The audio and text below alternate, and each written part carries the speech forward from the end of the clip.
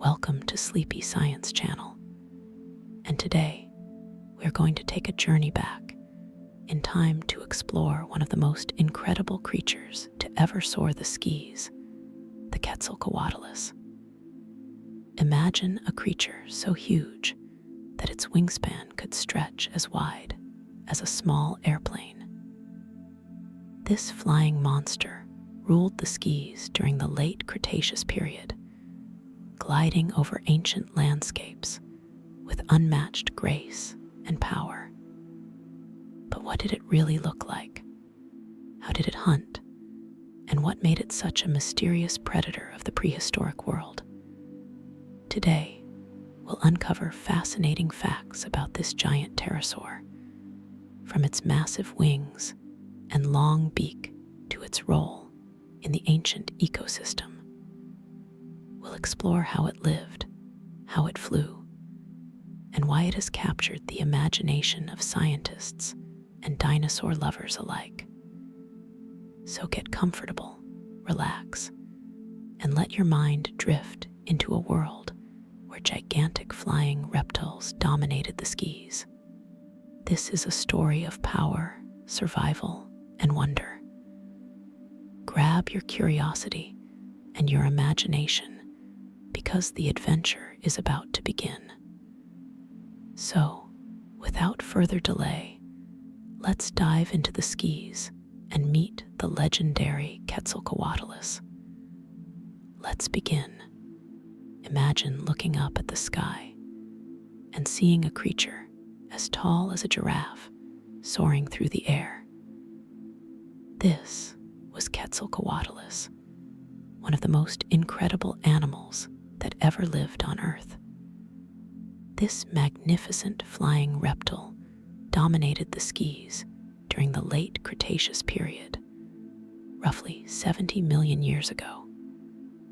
The name comes from an Aztec feathered serpent god called Quetzalcoatl, which perfectly captures the mythical quality of this enormous creature. When scientists first discovered fossils of this giant, they could barely believe something so massive could actually fly. Quetzalcoatlus belonged to a group of flying reptiles called pterosaurs, which means winged lizard in Greek. These creatures were not dinosaurs, even though they lived during the same time period. They were actually more closely related to dinosaurs than to modern birds or bats. Pterosaurs represented a completely separate evolutionary branch of reptiles that developed the ability to fly. They ruled the skis for over 150 million years, making them one of the most successful groups of flying animals ever. Quetzalcoatlus appeared near the end of the pterosaur reign, representing the ultimate evolution of these sky giants. The wingspan of Quetzalcoatlus reached an absolutely staggering size that challenges our understanding of flight. The largest specimens had wingspans measuring approximately 33 to 36 feet from tip to tip. That measurement equals the length of a small airplane or the width of a large school bus. To put this in perspective, the wandering albatross, which holds the record for the largest wingspan of any living bird, measures only about 11 feet across. Quetzalcoatlus had a wingspan 3 times larger than that record-holding modern bird. When this creature spread its wings, it would cast a shadow the size of a small aircraft. Despite its enormous size, Quetzalcoatlus maintained a surprisingly lightweight body structure that made flight possible. Scientists estimate that even the largest individuals weighed only between 400 and 500 pounds. This weight seems incredibly light when you consider the creature stood as tall as a giraffe when on the ground. The secret to this lightweight construction lay in the hollow bones filled with air spaces. These bones resembled the structure found in modern birds, but taken to an extreme level. The walls of these bones were remarkably thin, sometimes no thicker than a playing card, yet they maintained incredible strength through their internal architecture. The skull of Quetzalcoatlus stretched to tremendous lengths, measuring over 8 feet long in the largest specimens. This elongated head featured a massive, pointed beak that could have been used for various feeding strategies.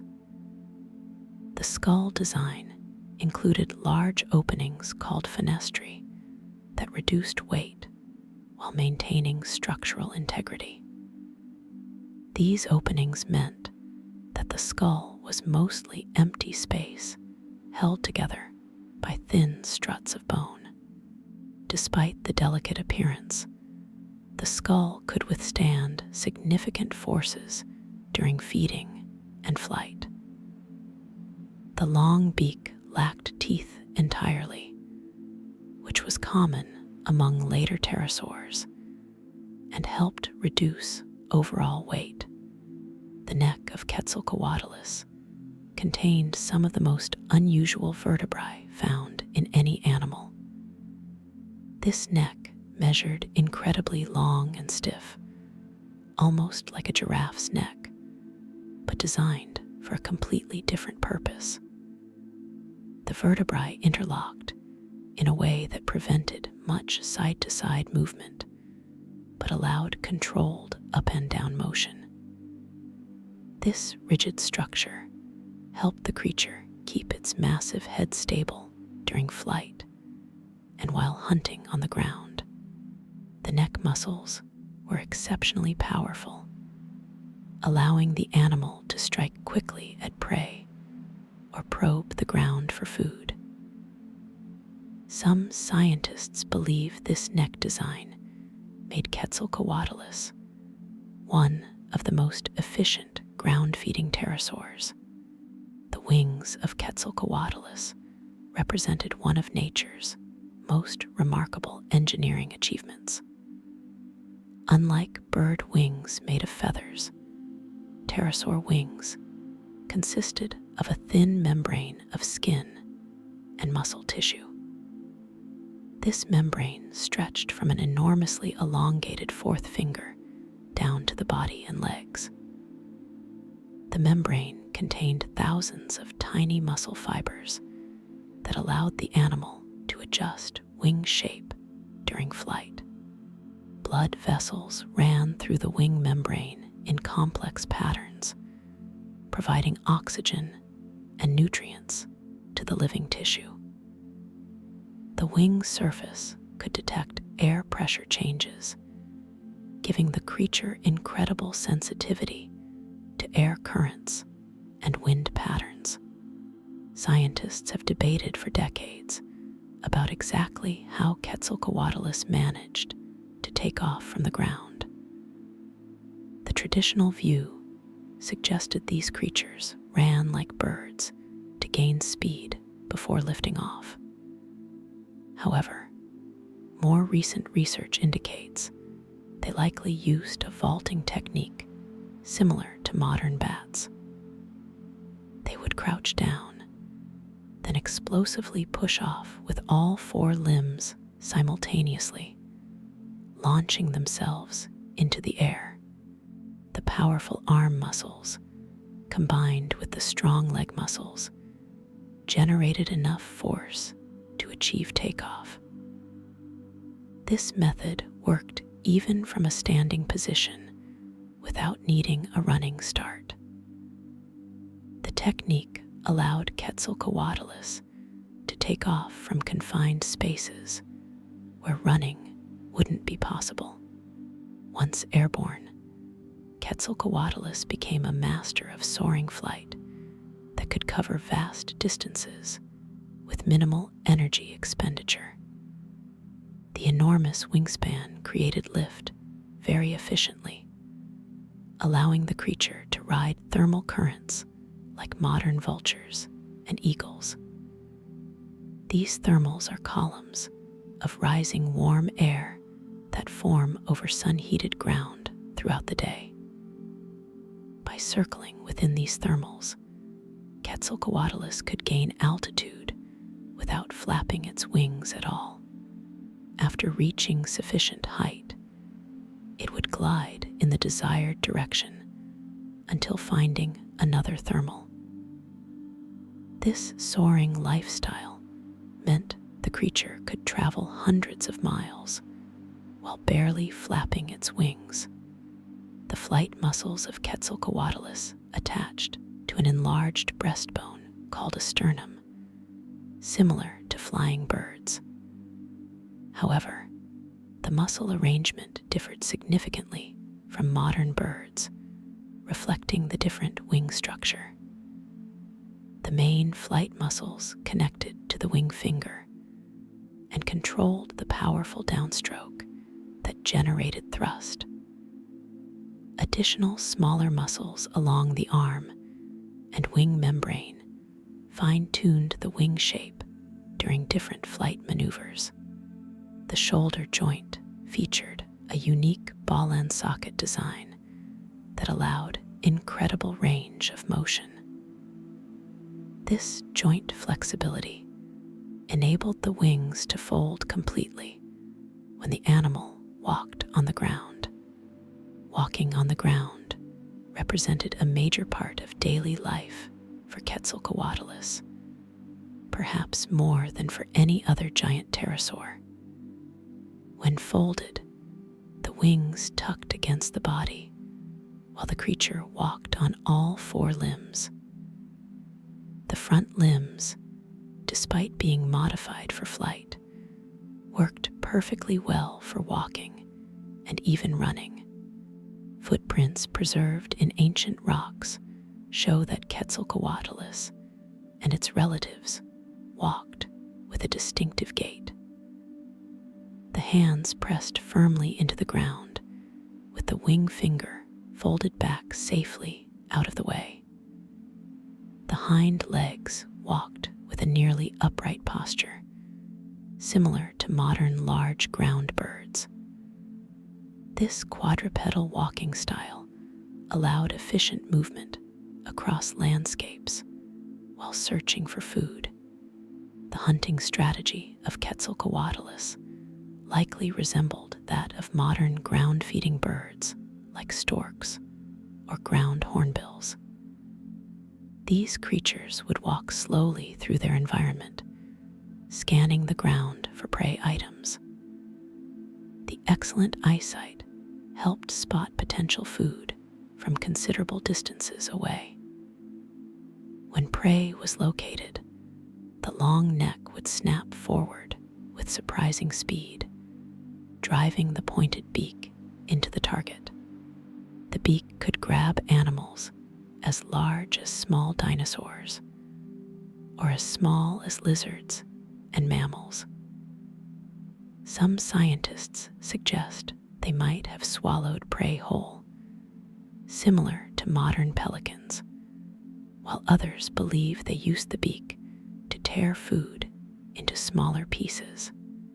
The diet of Quetzalcoatlus probably included an incredibly wide variety of food sources, making it an opportunistic omnivore. Small dinosaurs would have been common prey, especially the numerous small theropods that scurried across the landscape. Mammals of the Late Cretaceous were mostly small, rat-sized creatures that would have made easy meals. Lizards, early snakes, and amphibians living near water sources would have been readily available food. Fish from rivers and lakes could have been caught by wading in shallow water. Even large insects and other arthropods might have supplemented the diet during certain seasons. Some researchers suggest they might have scavenged from dead dinosaurs, using their size to dominate smaller scavengers. The beak structure suggests Quetzalcoatlus could handle a variety of food textures and types. The pointed tip worked well for stabbing and grabbing slippery prey like fish or fast-moving lizards. The edges of the beak featured a slight curve that might have helped grip struggling prey. Inside the mouth, the lack of teeth meant food processing happened mostly in the stomach area. The throat could expand considerably, allowing the creature to swallow surprisingly large prey items whole. The digestive system likely included a muscular gizzard that ground up food with the help of swallowed stones. This grinding action broke down tough materials like bone, scales, and shells that couldn't be digested otherwise. The eyes of Quetzalcoatlus were positioned on the sides of the skull, providing excellent peripheral vision. This eye placement allowed the creature to see in almost every direction without moving its head. The size of the eye sockets suggests relatively large eyes capable of gathering substantial amounts of light. This feature would have been particularly useful for spotting prey from the air or detecting predators from a distance. The brain structure indicates well-developed vision centers that could process complex visual information. Color vision was likely present, helping the animal distinguish ripe fruits, identify different prey species, and perhaps recognize other Quetzalcoatlus individuals. Night vision capabilities remain debated, but some scientists believe these creatures might have been active during twilight hours. The brain of Quetzalcoatlus showed sophisticated development, particularly in areas controlling flight and spatial awareness. The cerebellum, which coordinates movement and balance, was proportionally large compared to other reptiles. This enlarged cerebellum helped the animal process the complex sensory information needed for flight control. The olfactory bulbs, which process smell, were relatively small, suggesting sight was more important than smell for finding food. The overall brain size relative to body size was larger than most reptiles, but smaller than modern birds. This intermediate brain size still provided enough intelligence for complex behaviors like migration, territory defense, and possibly even basic social interactions. Scientists have discovered that pterosaur bodies, including Quetzalcoatlus, were covered in a unique type of body covering called pycnofibers. These structures resembled hair or fur more than scales or feathers, creating a fuzzy covering over much of the body. The pycnofibers grew from the skin in dense patches, particularly on the body, neck, and parts of the head. This covering provided insulation, helping maintain stable body temperature regardless of external conditions. The presence of this insulation strongly suggests that Quetzalcoatlus was warm-blooded, or at least had some form of elevated metabolism. The wing membranes remained mostly naked, allowing them to function properly during flight without the interference of fuzzy coverings. Body temperature regulation represented a critical challenge for such a large flying animal. The enormous surface area of the wings could gain or lose heat rapidly depending on environmental conditions. Blood flow to the wings could be adjusted, allowing the animal to dump excess heat or conserve warmth as needed. During hot conditions, increased blood flow to the wings would release heat like a radiator. During cold conditions, blood flow would decrease, and the wings could be folded to reduce heat loss. The fuzzy body covering trapped a layer of warm air against the skin, providing excellent insulation. This combination of features allowed Quetzalcoatlus to maintain activity levels across a wide range of temperatures. The habitat preferences of Quetzalcoatlus varied depending on the geographic location and available food sources. Most fossils have been found in areas that were once coastal or near large inland seas. These environments would have provided excellent opportunities for soaring on sea breezes and coastal updrafts. River valleys and floodplains also represented ideal hunting grounds where small animals concentrated. Forested areas might have been avoided due to the difficulty of maneuvering such large wings between trees. Open landscapes with scattered trees and plenty of clearings suited this giant perfectly. The ability to cover vast distances meant a single individual could utilize multiple habitat types within its range. The geographic distribution of Quetzalcoatlus fossils reveals these creatures lived primarily in North America during the Late Cretaceous. The most famous specimens come from Texas, specifically from Big Bend National Park area. Additional fossils have been found in other parts of Texas and in Montana. Related species with similar body plans have been discovered in other parts of the world. These discoveries suggest the giant pterosaur lifestyle evolved independently in different regions. However, Quetzalcoatlus itself seems to have been specifically adapted to North American environments. The climate during this time was much warmer than today, with no polar ice caps and higher sea levels. The climate during the time of Quetzalcoatlus was considerably different from our modern world, creating ideal conditions for giant flyers.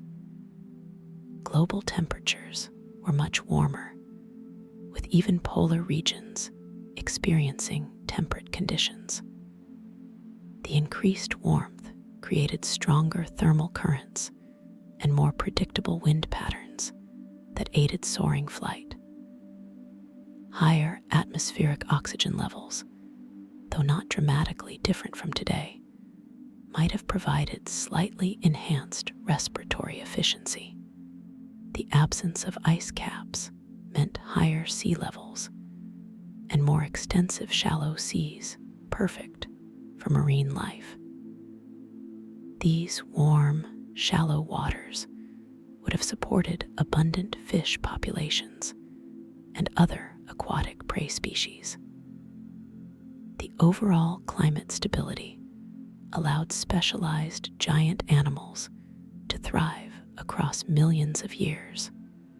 Competition for food and territory probably occurred between different Quetzalcoatlus individuals, especially during breeding seasons.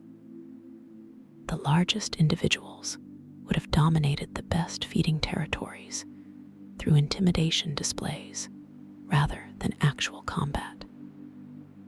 These displays might have involved spreading wings to full span, making loud vocalizations and performing threatening movements. Actual physical fights would have been rare due to the fragile nature of the wing bones. Even a small injury to a wing could ground a flying animal permanently, making aggressive encounters extremely risky. Younger or smaller individuals would have been forced to feed in less productive areas or at different times. This competition helped maintain population levels at sustainable numbers relative to available food resources. The relationship between Quetzalcoatlus and the dinosaurs it lived alongside remains a fascinating subject for paleontologists. As the largest flying creature, it would have been relatively safe from most predators once adult. However, young or injured individuals might have fallen prey to large theropod dinosaurs like Tyrannosaurus rex relatives. Some dinosaurs probably learned to avoid these giant pterosaurs, especially if the beak could deliver dangerous strikes. Herbivorous dinosaurs would have largely ignored Quetzalcoatlus unless defending nests from potential egg raiders.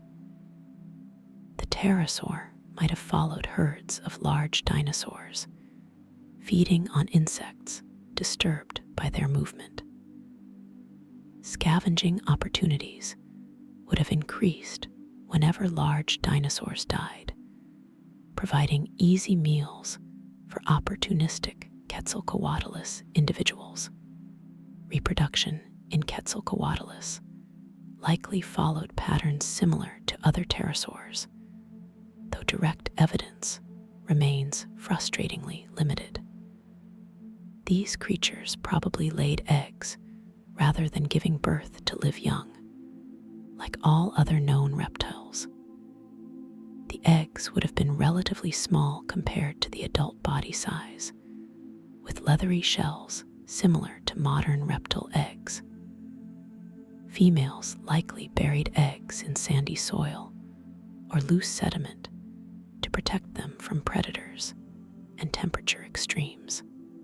The nesting sites would have been carefully chosen in areas with good drainage and appropriate temperature ranges. Some scientists suggest communal nesting colonies where multiple females laid eggs in the same general area. This colonial nesting would have provided some protection through numbers, with multiple adults defending the area. The young Quetzalcoatlus that hatched from eggs faced an incredibly dangerous world filled with predators. Newly hatched pterosaurs were probably quite well developed, similar to modern ground nesting birds called precocial species. They could likely walk and possibly even fly within hours or days of hatching. However, their small size made them vulnerable to numerous predators, including small dinosaurs, crocodilians, and even large lizards. The mortality rate for young pterosaurs was probably extremely high, with perhaps only one or two from each clutch surviving to adulthood. Parents might have provided some protection and possibly even food for the first days or weeks. The exact nature of parental care remains unknown, but the large brain suggests at least basic parenting behaviors. Growth rates in Quetzalcoatlus proceeded rapidly during the early years before slowing as the animal approached maximum size. Analysis of bone structure reveals growth rings similar to tree rings that record the animal's age. These rings indicate pterosaurs grew much faster than most modern reptiles, but slower than modern birds. A young Quetzalcoatlus might have reached half its adult size within just a few years. Full adult size was probably attained somewhere between 8 and 12 years after hatching. Once fully grown, the growth rate slowed dramatically, and the animal entered its reproductive prime. The maximum lifespan remains uncertain, but estimates suggest these creatures could have lived 20 to 30 years under ideal conditions. The fossil discovery of Quetzalcoatlus happened almost by accident when a graduate student was searching for dinosaur bones. Douglas Lawson was working in Big Bend National Park in Texas during the early 1970s. He spotted an unusual bone eroding out of a steep hillside in an area called the Javelina Formation. Initially, he thought he had found a dinosaur wing bone, which would have been unusual by itself.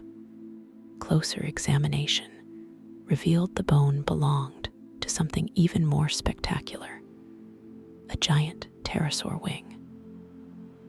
Lawson eventually recovered several bones from this partial skeleton, including wing bones and pieces of vertebrae. The discovery shocked the scientific community, as nothing so large was thought capable of flight. The nomming of Quetzalcoatlus honored both ancient mythology and modern geographic connections.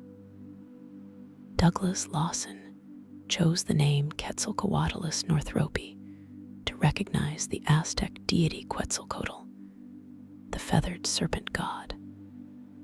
This divine figure represented wind, air, and sky in Mesoamerican mythology, making it perfect for a sky giant.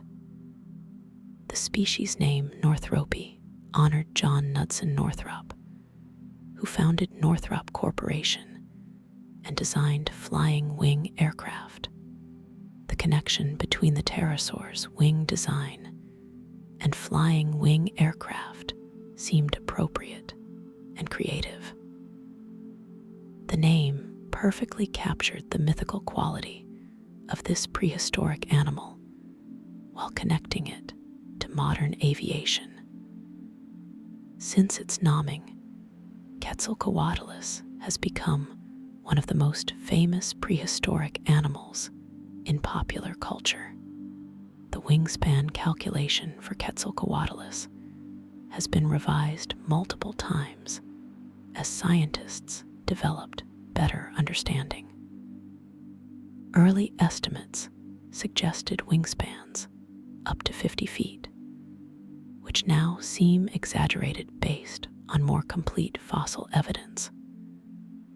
Modern estimates, using more accurate scaling methods, suggest wingspans between 33 and 36 feet for the largest individuals.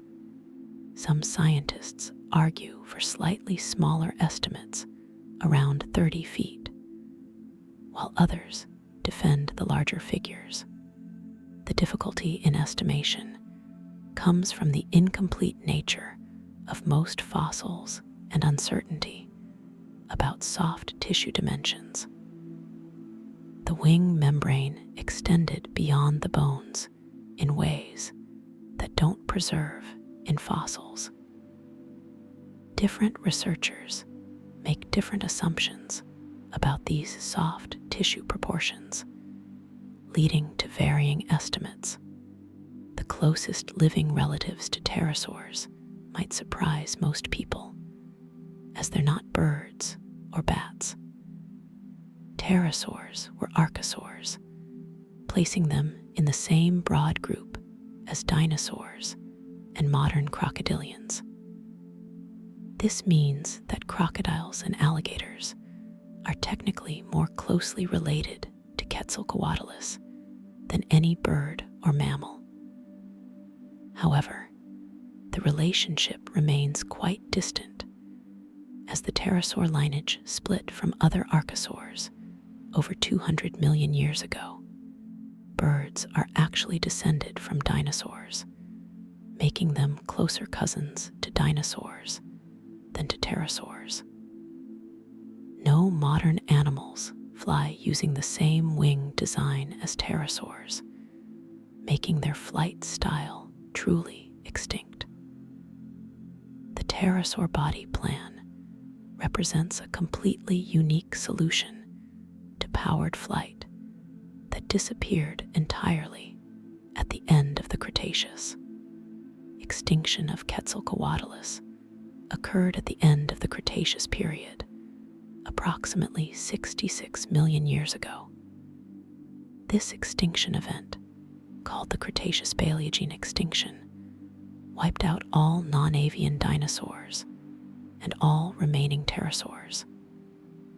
A massive asteroid impact in what is now Mexico triggered global catastrophes, including tsunamis, earthquakes, and volcanic eruptions. The impact threw enormous amounts of dust and debris into the atmosphere, blocking sunlight for months or years. This darkness caused temperatures to plummet and killed plants worldwide, collapsing food chains from the bottom up.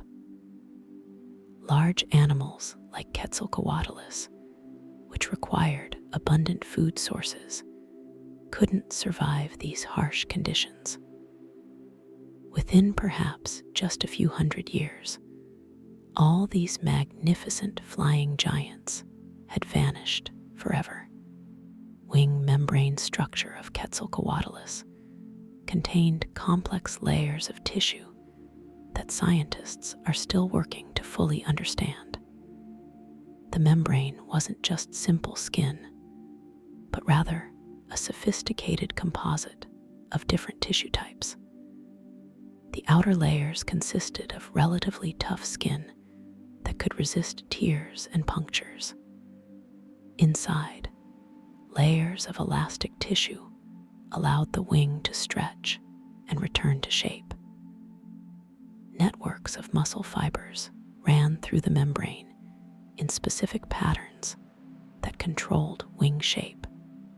These muscles could change the wing's camber or curvature during different phases of flight. Blood vessels supplied oxygen and nutrients, while also helping regulate temperature. Nerve endings throughout the membrane provided sensory feedback about air pressure and wing stress.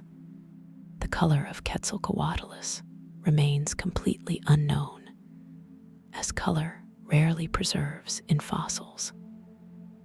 Scientists can only make educated guesses based on modern animals and the environment the creature lived in. The body might have been covered in brown, gray, or even reddish pycnofibers for camouflage when resting on the ground. The wing membranes could have been translucent with visible blood vessels, similar to bat wings today. Some researchers speculate about colorful patterns used for display during mating seasons or territorial disputes. Males might have had brighter colors or distinctive markings compared to females. Countershading, where the upper body is darker than the lower body, might have provided camouflage when viewed from above or below. Without preserved pigment cells, which are extremely rare in fossils, these color questions remain purely speculative. The vocal abilities of Quetzalcoatlus might have been quite sophisticated, though no direct evidence of sound-producing structures survives. Modern crocodilians and birds, the closest living relatives, both possess relatively complex vocalizations. Pterosaurs probably had similar capabilities to produce various sounds for communication. A large air sac system connected to the lungs could have functioned as resonating chambers for amplifying calls. The size of these chambers might have allowed deep, booming sounds that could carry over long distances. These vocalizations could have served multiple purposes, including territory defense, mate attraction, and warning calls. Parent and offspring might have used specific calls to recognize each other in crowded colonies. The exact sounds remain impossible to reconstruct without preserved soft tissue structures. The respiratory system of Quetzalcoatlus was incredibly efficient, necessary for sustaining the energy demands of flight. Like modern birds, pterosaurs possessed a sophisticated system of air sacs extending throughout the body. These air sacs connected to the lungs and even penetrated into the hollow spaces of bones. The system worked like bellows, pulling fresh air through the lungs continuously rather than in and out. This one-way airflow meant fresh oxygen constantly passed over the respiratory surfaces, regardless of inhalation or exhalation. The efficiency of this system allowed higher oxygen extraction compared to the bidirectional breathing of mammals. This respiratory efficiency was absolutely necessary for sustained flight, especially for such a large animal. The wing fingers of Quetzalcoatlus represented the most elongated digits in animal history. The fourth finger contained 4 extremely long bones called phalanges that supported the entire wing membrane. Each phalanx was incredibly thin and hollow, reducing weight while maintaining surprising strength. The joints between these phalanges allowed only limited movement, as the wing needed rigidity during flight. When folded, these long fingers could bend completely back alongside the body without interfering with walking. The finger bones show signs of powerful tendon attachments that controlled wing movements. The metacarpal bone, essentially the palm bone, was itself as long as most people are tall. This extreme elongation pushed the physical limits of what bone material could support while remaining lightweight. The discovery of additional Quetzalcoatlus specimens has proceeded slowly, with only fragmentary remains found since the original discovery. Several partial wing bones and vertebrae have been uncovered from the same Texas rock formations. These additional fossils help confirm the enormous size and some anatomical details of the original specimen. However, no complete skeleton has ever been found, leaving many anatomical questions unanswered. The rarity of fossils makes sense when considering how these animals lived and died. Their lightweight bones were fragile and often scattered or destroyed by scavengers before fossilization could occur. Water currents could easily wash away pterosaur bones, further reducing preservation chances. The animals might not have been particularly common even during their heyday, keeping population numbers relatively low. The landing technique of Quetzalcoatlus required incredible precision and control to avoid damaging the delicate wing structures. As the creature approached the ground, it would adjust its wing angle to slow forward speed while maintaining lift. The rear legs would extend downward first, preparing to absorb the initial impact of touchdown.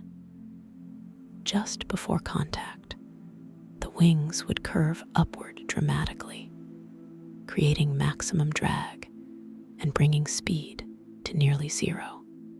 The feet would touch down first, followed quickly by the hands settling into a quadrupedal stance. The entire landing sequence happened within just a few seconds, requiring split-second timing and coordination. Poor landings could result in broken bones or torn wing membranes that might never heal properly. The foot structure of Quetzalcoatlus provides fascinating clues about how these animals moved on the ground. Each foot contained 4 toes, with the first 3 being relatively short and the 4th toe pointing somewhat backward. The toes ended in curved claws that could grip various surfaces, including soft mud, sandy soil, or harder ground. Fossilized trackways show that the feet left distinct impressions with clear toe marks and sometimes claw drag marks. The feet were positioned fairly close together when walking, creating a narrow trackway pattern. The stride length indicates a relatively efficient walking gait that could cover ground at a reasonable pace. These feet were not adapted for grasping branches like bird feet, confirming that Quetzalcoatlus was primarily a ground-dwelling animal. The hand structure showed remarkable adaptations for both walking and flying, representing a compromise between these 2 different functions. 3 small fingers remained free from the wing membrane and were positioned at the wrist area. These fingers bore sharp, curved claws that could have multiple uses, including gripping prey, digging, or helping with climbing. The 4th finger, which supported the wing, folded back completely when not in flight. The palm area featured thick padding that absorbed shock during walking and takeoff launches. The wrist joint was incredibly strong and complex, allowing both the flexibility needed for flight and the stability required for walking. This dual-function design represents one of nature's most impressive engineering solutions. The tail of Quetzalcoatlus was remarkably short compared to earlier pterosaurs, which had long tails that sometimes exceeded body length. This short tail design became standard among advanced pterosaurs called pterodactyloids. The reduced tail consisted of only a few small vertebrae that formed a short, stubby structure. This tail played virtually no role in flight control, unlike bird tails that function as rudders and brakes. Instead, Quetzalcoatlus controlled flight entirely through wing adjustments and body positioning. The weight savings from eliminating a long tail allowed for increased size elsewhere in the body. The short tail also reduced drag during flight, improving overall aerodynamic efficiency. When walking, this minimal tail stayed out of the way and didn't interfere with ground movement. The social behavior of Quetzalcoatlus remains largely mysterious, though scientists can make educated guesses based on related species. Some pterosaur species definitely lived in colonies, as evidenced by mass nesting sites containing hundreds of individuals. Whether Quetzalcoatlus exhibited similar colonial behavior or lived more solitary lives remains unknown. The enormous size might have meant they required such large territories that colonial living wasn't practical. Alternatively, they might have gathered in groups during specific seasons for breeding or feeding opportunities. Modern large birds show diverse social patterns, from highly social vultures to relatively solitary eagles. The brain structure of pterosaurs suggests they had the cognitive capacity for recognizing individuals and maintaining social relationships. Without more fossil evidence, these behavioral questions remain open to interpretation. The crest structure on the head of some Quetzalcoatlus specimens has generated considerable scientific debate. Not all fossils show evidence of cranial crests, leading to questions about whether crests varied between individuals. Some scientists suggest that males possessed larger or more elaborate crests used for display during mating seasons.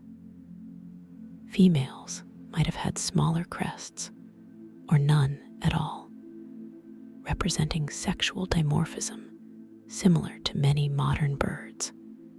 The crest material was probably made of thin bone covered with keratin, the same material that makes up bird beaks. This lightweight construction meant the crest added minimal weight, while potentially creating a significant visual display. The crest might have also functioned as a rudder during flight, though most scientists doubt this due to its relatively small size. Display purposes seem most likely, helping individuals attract mates or intimidate rivals.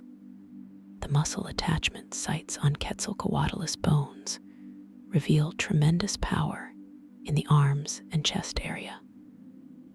Large ridges and bumps on the bones mark where major muscles connected, and the size of these features indicates muscle mass.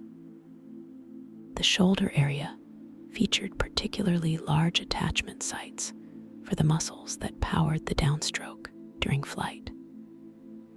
These muscles would have been massive, similar to the breast muscles of modern birds, but arranged differently.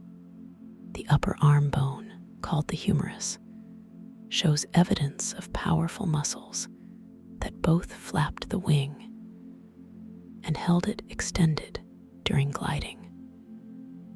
The chest muscles worked together to generate the force needed to launch such a large body into the air.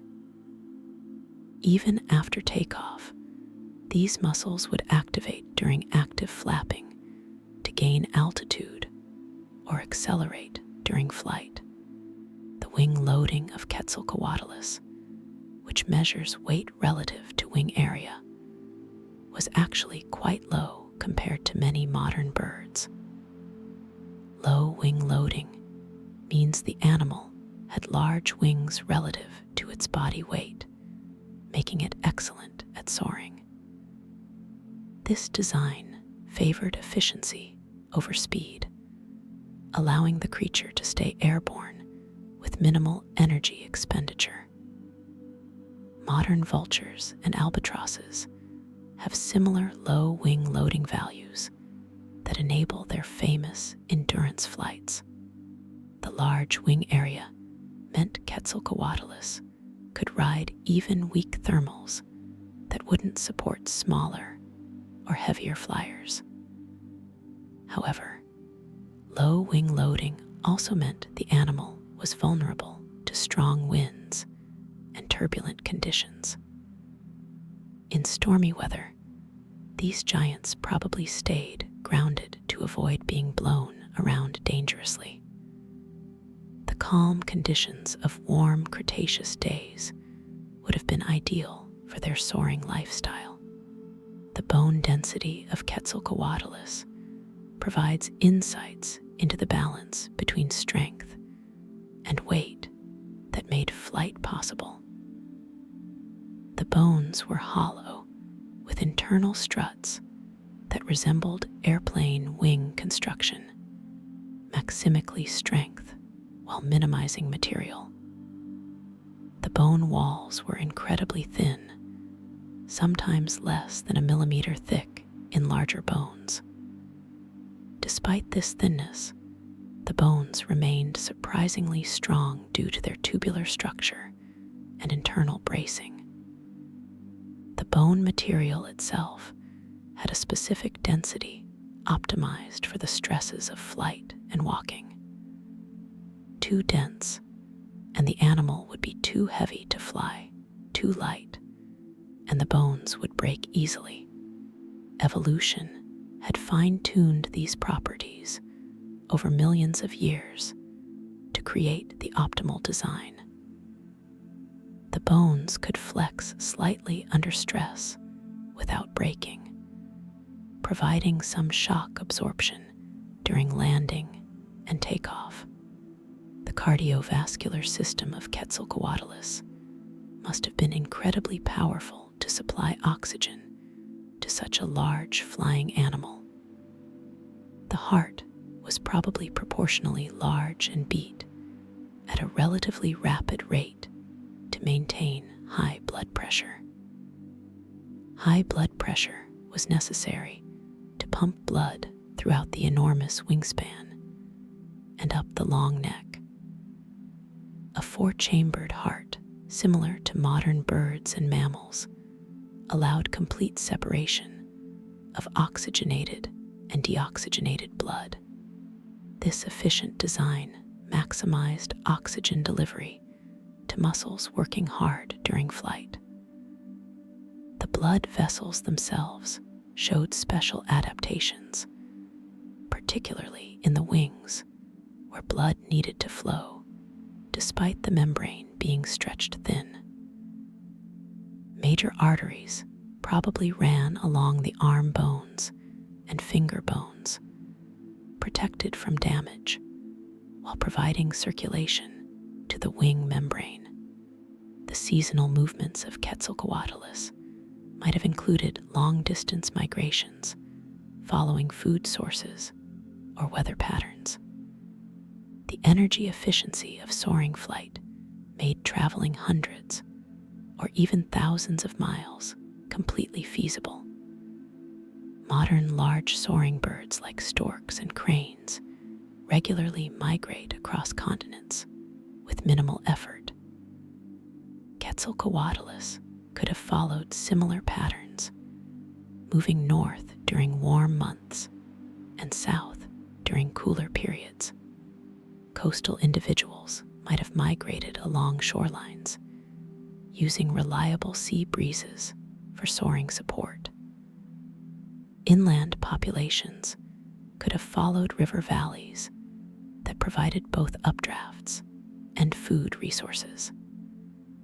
Young animals might have learned migration routes by following adults, creating traditional pathways passed between generations.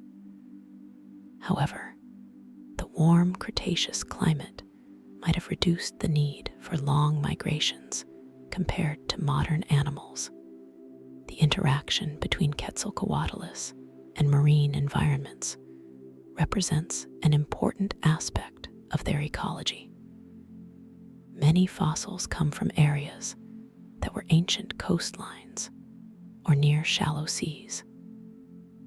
The abundance of fish in Cretaceous oceans would have provided excellent food resources for these giant flyers. However, Quetzalcoatlus probably didn't dive into water like modern pelicans or terns due to their wing structure.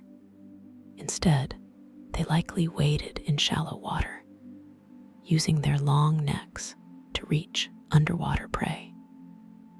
The beak could snap up fish swimming in shallow pools or stranded by receding tides. Coastal mudflats would have been productive feeding grounds where various invertebrates and small vertebrates concentrated. The sea breeze along coastlines also provided consistent updrafts that made soaring easier compared to inland areas. The preservation bias in the fossil record means our understanding of Quetzalcoatlus is based on extremely limited evidence. Fossilization requires very specific conditions that rarely occurred for these animals. The lightweight bones were easily destroyed by scavengers, weathering, or geological processes. Most pterosaur fossils come from marine environments where bodies settled into fine sediments that preserved delicate structures. Inland fossils are much rarer because conditions there were less favorable for preservation. This means we know much more about coastal pterosaurs than inland species. The fossils we do have might not represent average individuals, but rather unlucky ones that died in unusual circumstances. Some might have been sick, injured, or caught in unexpected storms that brought them down. The healthiest, most successful individuals probably left no fossils at all. The debate about whether Quetzalcoatlus was a scavenger or active hunter continues among paleontologists. The large size and powerful build suggest active predation was certainly possible. The beak could deliver devastating strikes to prey animals, quickly dispatching victims. However, scavenging on dead dinosaurs would have provided easy meals without the energy cost of hunting. Modern large birds often do both, opportunistically feeding on whatever food source presents itself. Quetzalcoatlus probably followed similar flexible feeding strategies depending on circumstances. During times when prey was abundant, active hunting would make sense. When large carcasses were available, scavenging would be more efficient. The ability to cover large distances while soaring meant they could locate food sources across vast territories. A single individual might have monitored hundreds of square miles for feeding opportunities. The geological formations where Quetzalcoatlus fossils are found tell stories about ancient environments. The Javelina Formation in Texas represents an ancient floodplain with rivers, swamps, and occasional volcanic ash deposits. This environment supported diverse dinosaur communities, including tyrannosaurs, hadrosaurs, and ceratopsians. The plant life included palms, ferns, and flowering plants that created varied habitats. Seasonal flooding would have concentrated animals in specific areas, creating ideal hunting opportunities. The volcanic ash layers that occasionally blanketed the landscape helped preserve fossils by quickly burying remains. These same ash layers now help scientists date the rocks and determine when these animals lived. The climate was warm and humid, similar to modern Gulf Coast regions, but without any freezing temperatures. The sexual dimorphism in Quetzalcoatlus, meaning differences between males and females, remains uncertain due to limited fossils. In many modern birds, males are larger, more colorful, or possess more elaborate ornaments than females. Pterosaurs might have shown similar patterns, with males having larger crests or different body proportions. However, some modern birds show reverse sexual dimorphism, where females are larger, particularly among raptors. Without DNA analysis or soft tissue preservation, determining the sex of fossil pterosaurs is nearly impossible. Size variation among fossils might reflect sexual differences or could simply show different ages. The discovery of more complete specimens, particularly multiple individuals preserved together, could help resolve these questions. Until then, scientists can only speculate about whether and how males and females differed in appearance. The flight speed of Quetzalcoatlus has been estimated using various methods, including wind tunnel tests of models and computer simulations. During soaring flight, the animal probably traveled at relatively slow speeds, perhaps 15 to 25 miles per hour. This leisurely pace was energy efficient and allowed careful scanning of the ground for food. During active flapping flight, speeds might have increased to 40 or even 50 miles per hour.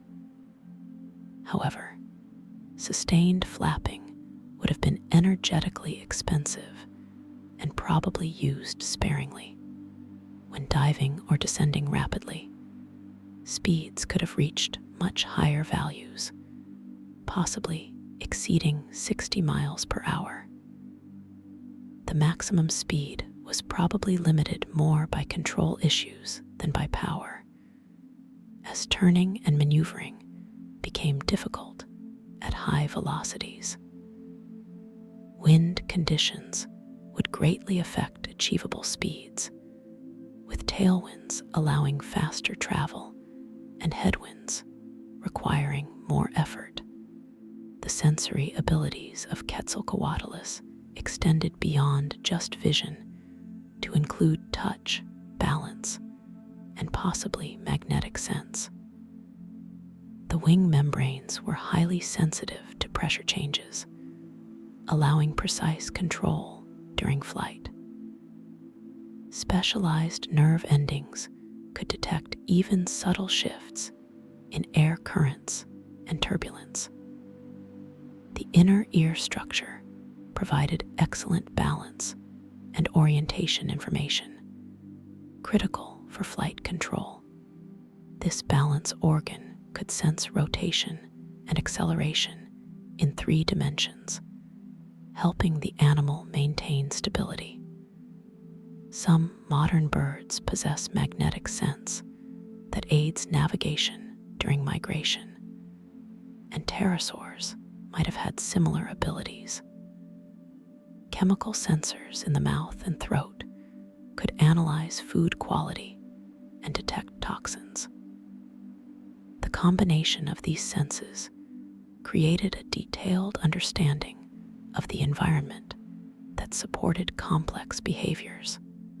The evolutionary history of pterosaurs spans over 150 million years, with Quetzalcoatlus appearing near the end.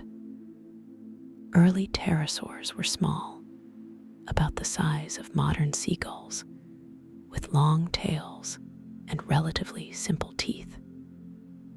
Over millions of years, some lineages evolved toward increasingly large sizes, while others remained small. The Late Cretaceous saw the emergence of the Azhdarchid family, which included the largest pterosaurs ever. Quetzalcoatlus represented the culmination of this size increase, achieving dimensions that pushed the limits of biological flight. The evolutionary pressures that drove this size increase probably included competition for food and advantages in energy-efficient soaring. larger animals could travel farther with less effort and access food sources unavailable to smaller competitors.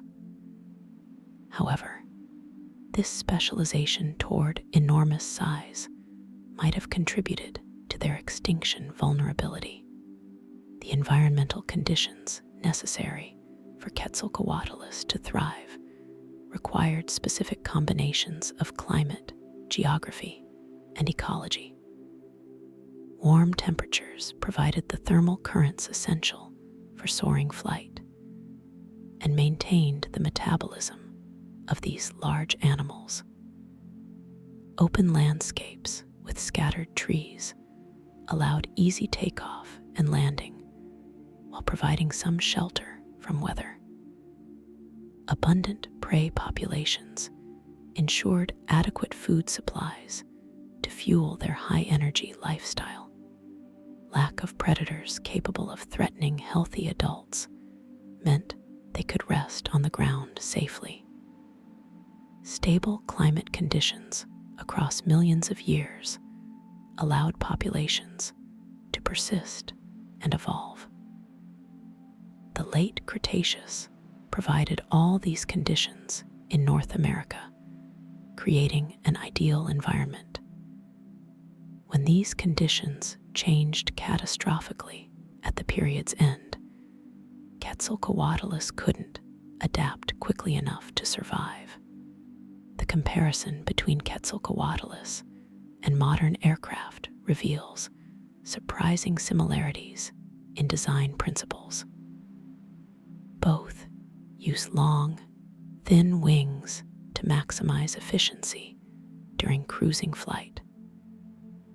The hollow structure of pterosaur bones parallels the lightweight aluminum and composite materials used in aircraft construction.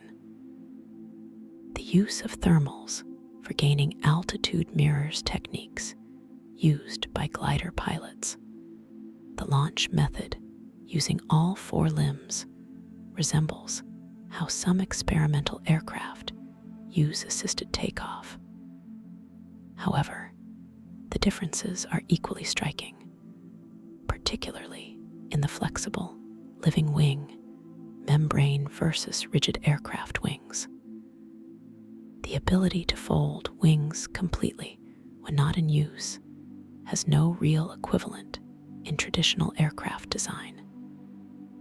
Nature evolved these solutions through millions of years of trial and error, while humans required only decades of engineering innovation. The fossil preparation process for Quetzalcoatlus specimens requires extraordinary skill and patience from paleontology technicians. The thin, delicate bones can crumble at the slightest touch, requiring careful stabilization with special adhesives. Many fossils are encased in extremely hard rock that must be removed grain by grain using fine tools. The process might take hundreds or even thousands of hours for a single specimen. Technicians use microscopes to see fine details and ensure they're removing rock without damaging bone. Sometimes fossils are preserved as impressions rather than actual bone, requiring careful documentation of negative space. The prepared fossils are then available for scientists to study, measure, and compare with other specimens. Advanced techniques like CT scanning allow examination of internal structures without physically cutting into precious fossils. The biomechanics of Quetzalcoatlus flight involve complex interactions between anatomy, physics, and behavior. The aspect ratio of the wings, meaning length versus width, was extremely high, similar to modern albatrosses. High aspect ratio wings are ideal for efficient gliding, but less effective for tight maneuvering. The center of gravity was positioned carefully between the wings to maintain stable flight without constant adjustments. Small movements of the neck or legs could shift this center of gravity, allowing course corrections. The wing membrane could change shape dynamically during flight, adjusting to different air speeds and conditions. During slow flight, the wings would curve more to generate additional lift. During fast flight, the wings would flatten to reduce drag. These adjustments happened automatically through the interaction of aerodynamic forces and the membrane's elastic properties. The cultural impact of Quetzalcoatlus extends beyond scientific circles into popular media and public imagination. The creature has appeared in numerous documentaries, books, and movies about prehistoric life. Its impressive size and alien appearance make it a favorite subject for artists and illustrators. Museums worldwide feature Quetzalcoatlus in exhibits, often with life-sized models that amaze visitors. The name itself has entered popular consciousness as representing the ultimate prehistoric flyer. Children learn about Quetzalcoatlus alongside more famous dinosaurs, inspiring interest in paleontology and natural history.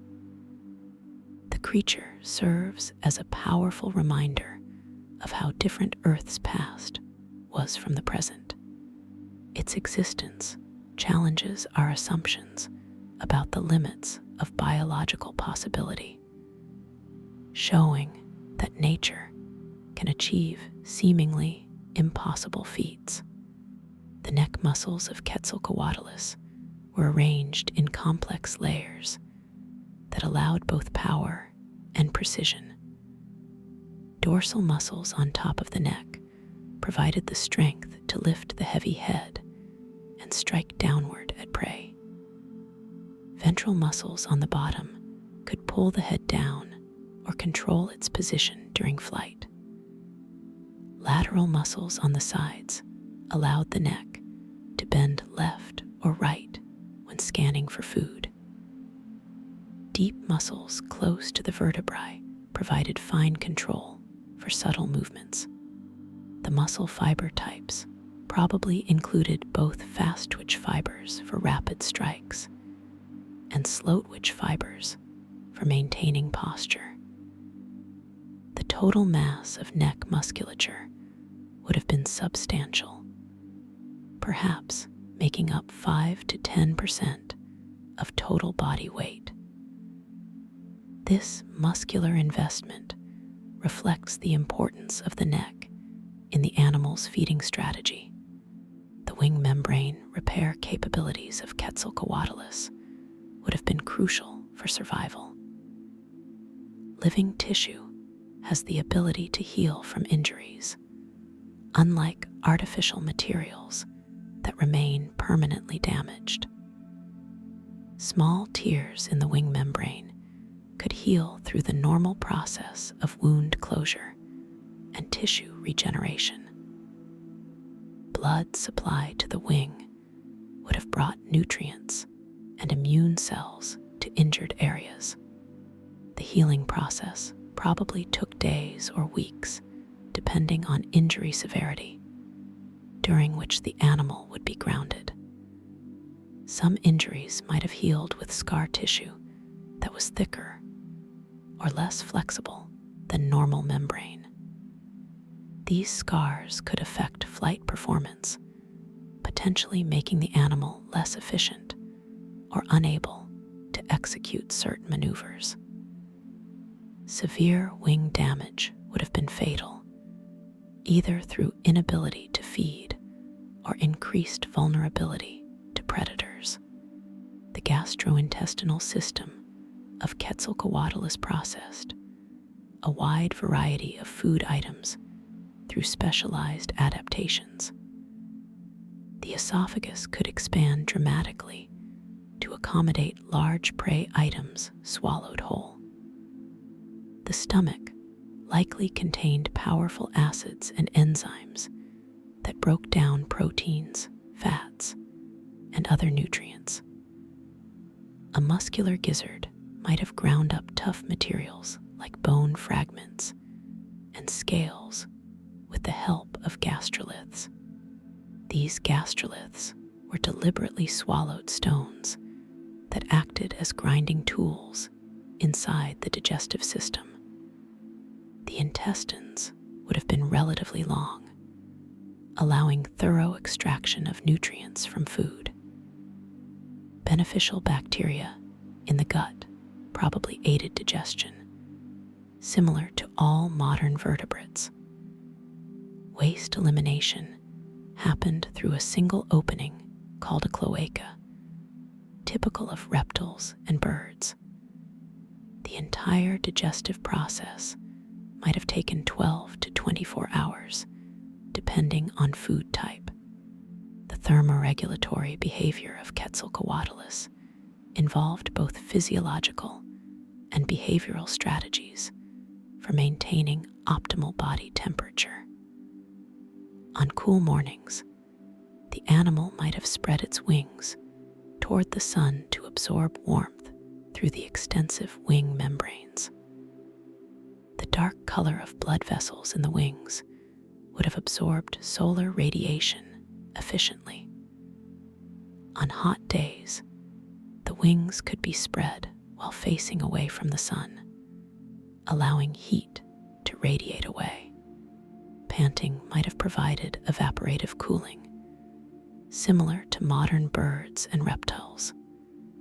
Seeking shade or soaring at high altitudes where air is cooler would have prevented overheating. The pycnofiber covering provided insulation that worked both ways, keeping warmth in when cool and heat out when hot. These strategies combined to maintain stable body temperature across varying environmental conditions. The landing sites chosen by Quetzalcoatlus would have been selected carefully based on multiple factors. Open areas with good visibility allowed the animal to spot approaching predators from a distance.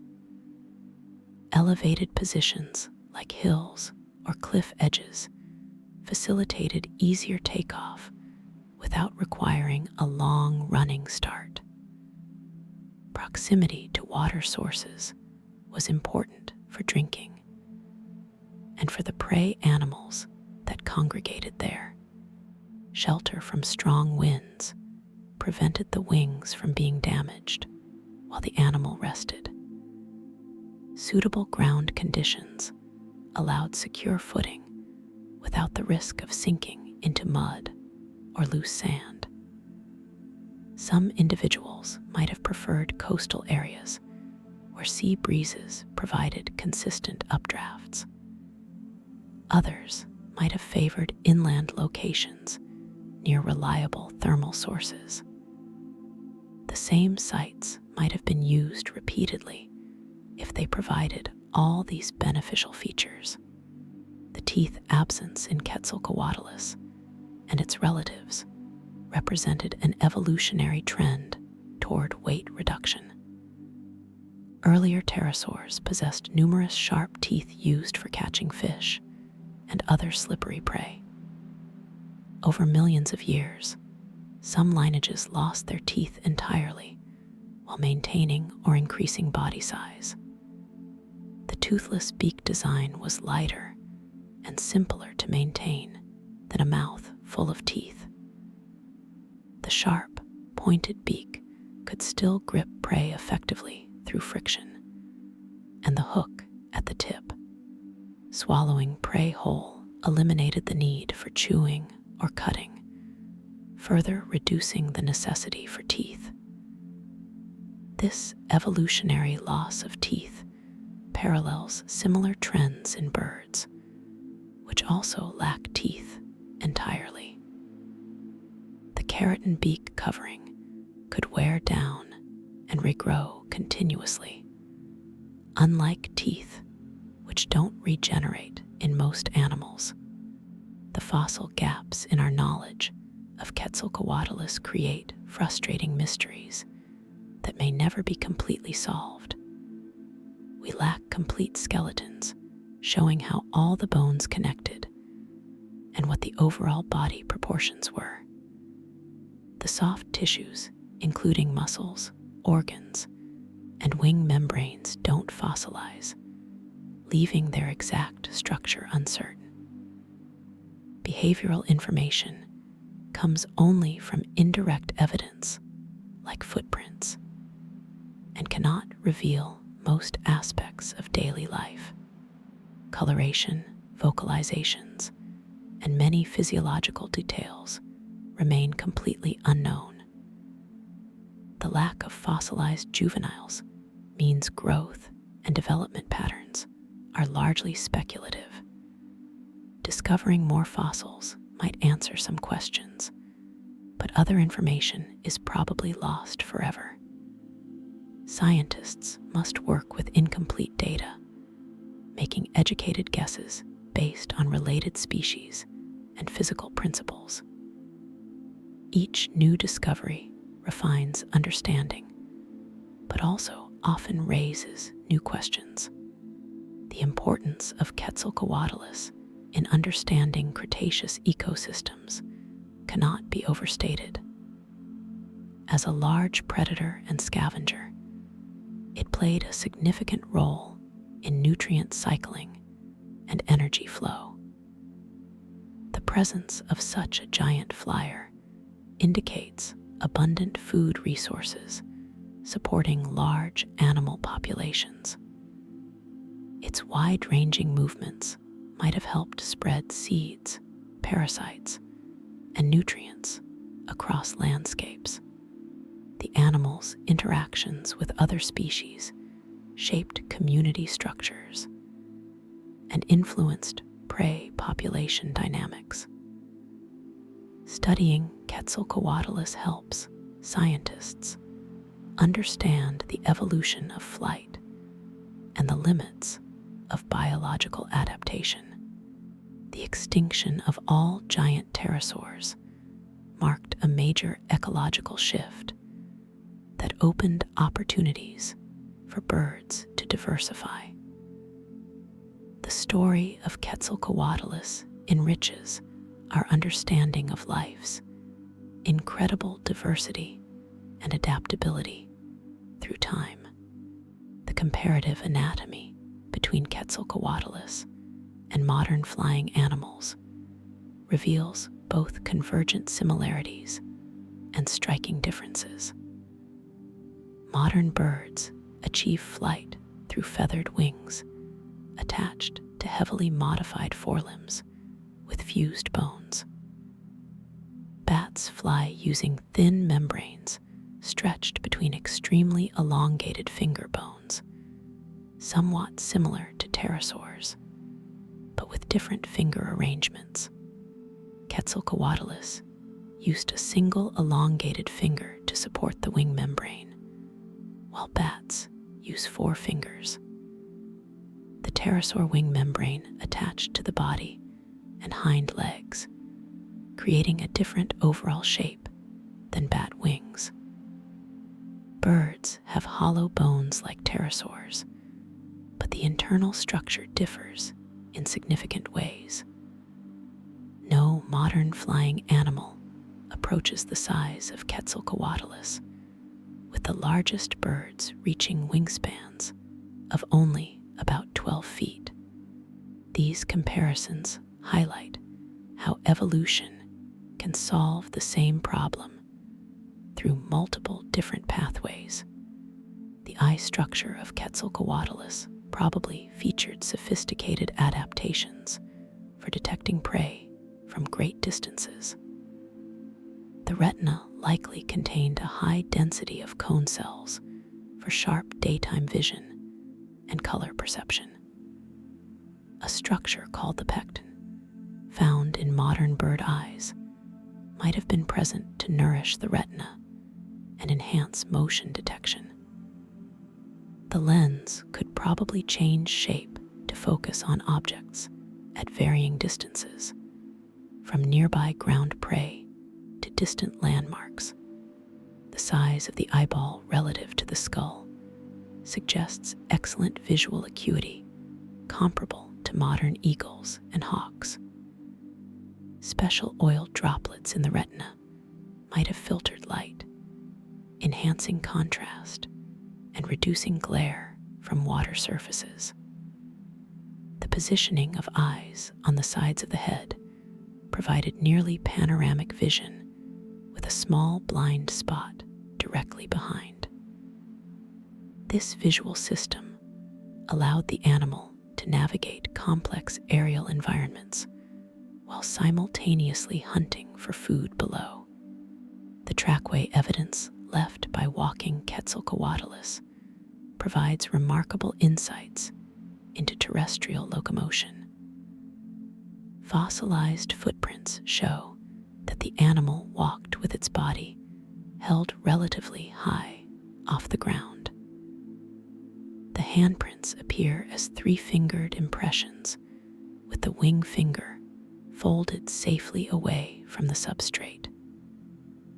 The footprints show 4 toes with claw marks, positioned in line with the body's center. The stride length indicates a walking speed of perhaps 3 to 5 miles per hour during normal movement. The trackways also reveal that multiple individuals sometimes walked along the same paths, suggesting possible social groups. Some trackways show the animal pausing, perhaps to investigate potential food or survey its surroundings. The depth of the prints indicates body weight distribution, with the front limbs bearing substantial load during walking. These frozen moments of behavior provide direct evidence of how these creatures moved when grounded. The air sac system in Quetzalcoatlus extended throughout the body, penetrating into bones and between organs. This system worked similarly to modern birds, where air sacs act as bellows that move air through the lungs. The cervical air sacs in the neck region helped reduce weight while providing structural support. Thoracic air sacs surrounded the lungs and heart, coordinating breathing movements. Abdominal air sacs extended into the rear of the body, even reaching into the leg bones. The interconnected system meant that breathing involved the entire body, not just the chest area. During inhalation, air would fill the posterior air sacs while simultaneously flowing through the lungs. During exhalation, air from the anterior sacs would pass through the lungs again, maintaining constant airflow.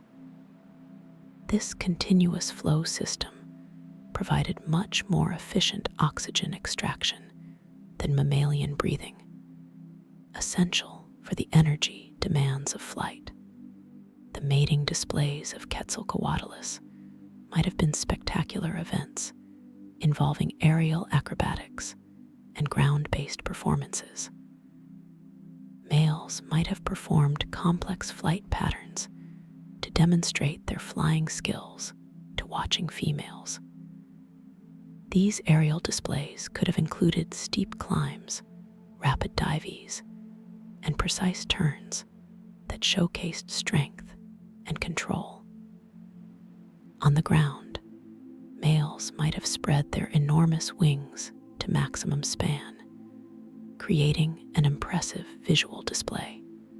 Head crests could have been shown off by specific postures or movements that caught sunlight. Vocalizations probably accompanied these displays, with deep calls resonating across the landscape. Females would evaluate potential mates based on multiple criteria, including size, flying ability, and display quality. The best males would successfully attract females and pass their genes to the next generation. These mating rituals probably occurred during specific seasons when conditions were optimal for reproduction. The predator avoidance strategies of adult Quetzalcoatlus relied primarily on size, vigilance, and flight capability. Few predators would dare attack a healthy adult due to its enormous size and potentially dangerous beak. The excellent vision allowed early detection of approaching threats from considerable distances. If a predator approached on the ground, the Quetzalcoatlus could quickly launch into the air beyond reach. The long neck could deliver powerful defensive strikes with the pointed beak if escape wasn't possible. Groups of individuals feeding together might have provided additional safety through multiple sets of watchful eyes. Young or injured individuals faced much greater danger and might have stayed closer to protective cover. The ability to cover large distances meant that if an area became dangerous, the animal could simply relocate elsewhere. This mobility provided a defense strategy unavailable to ground-bound animals. The keratin covering the beak of Quetzalcoatlus required continuous maintenance through normal wear and possibly active grooming. Keratin, the same material in human fingernails and bird beaks, grows continuously throughout life.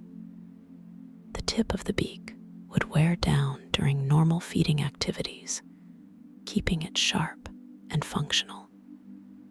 If growth exceeded wear, the animal might have rubbed its beak against rocks or wood to maintain proper shape. The beak surface might have developed stress lines or color changes as the animal aged. Damage to the beak could heal through new keratin growth, though severe breaks might not repair properly.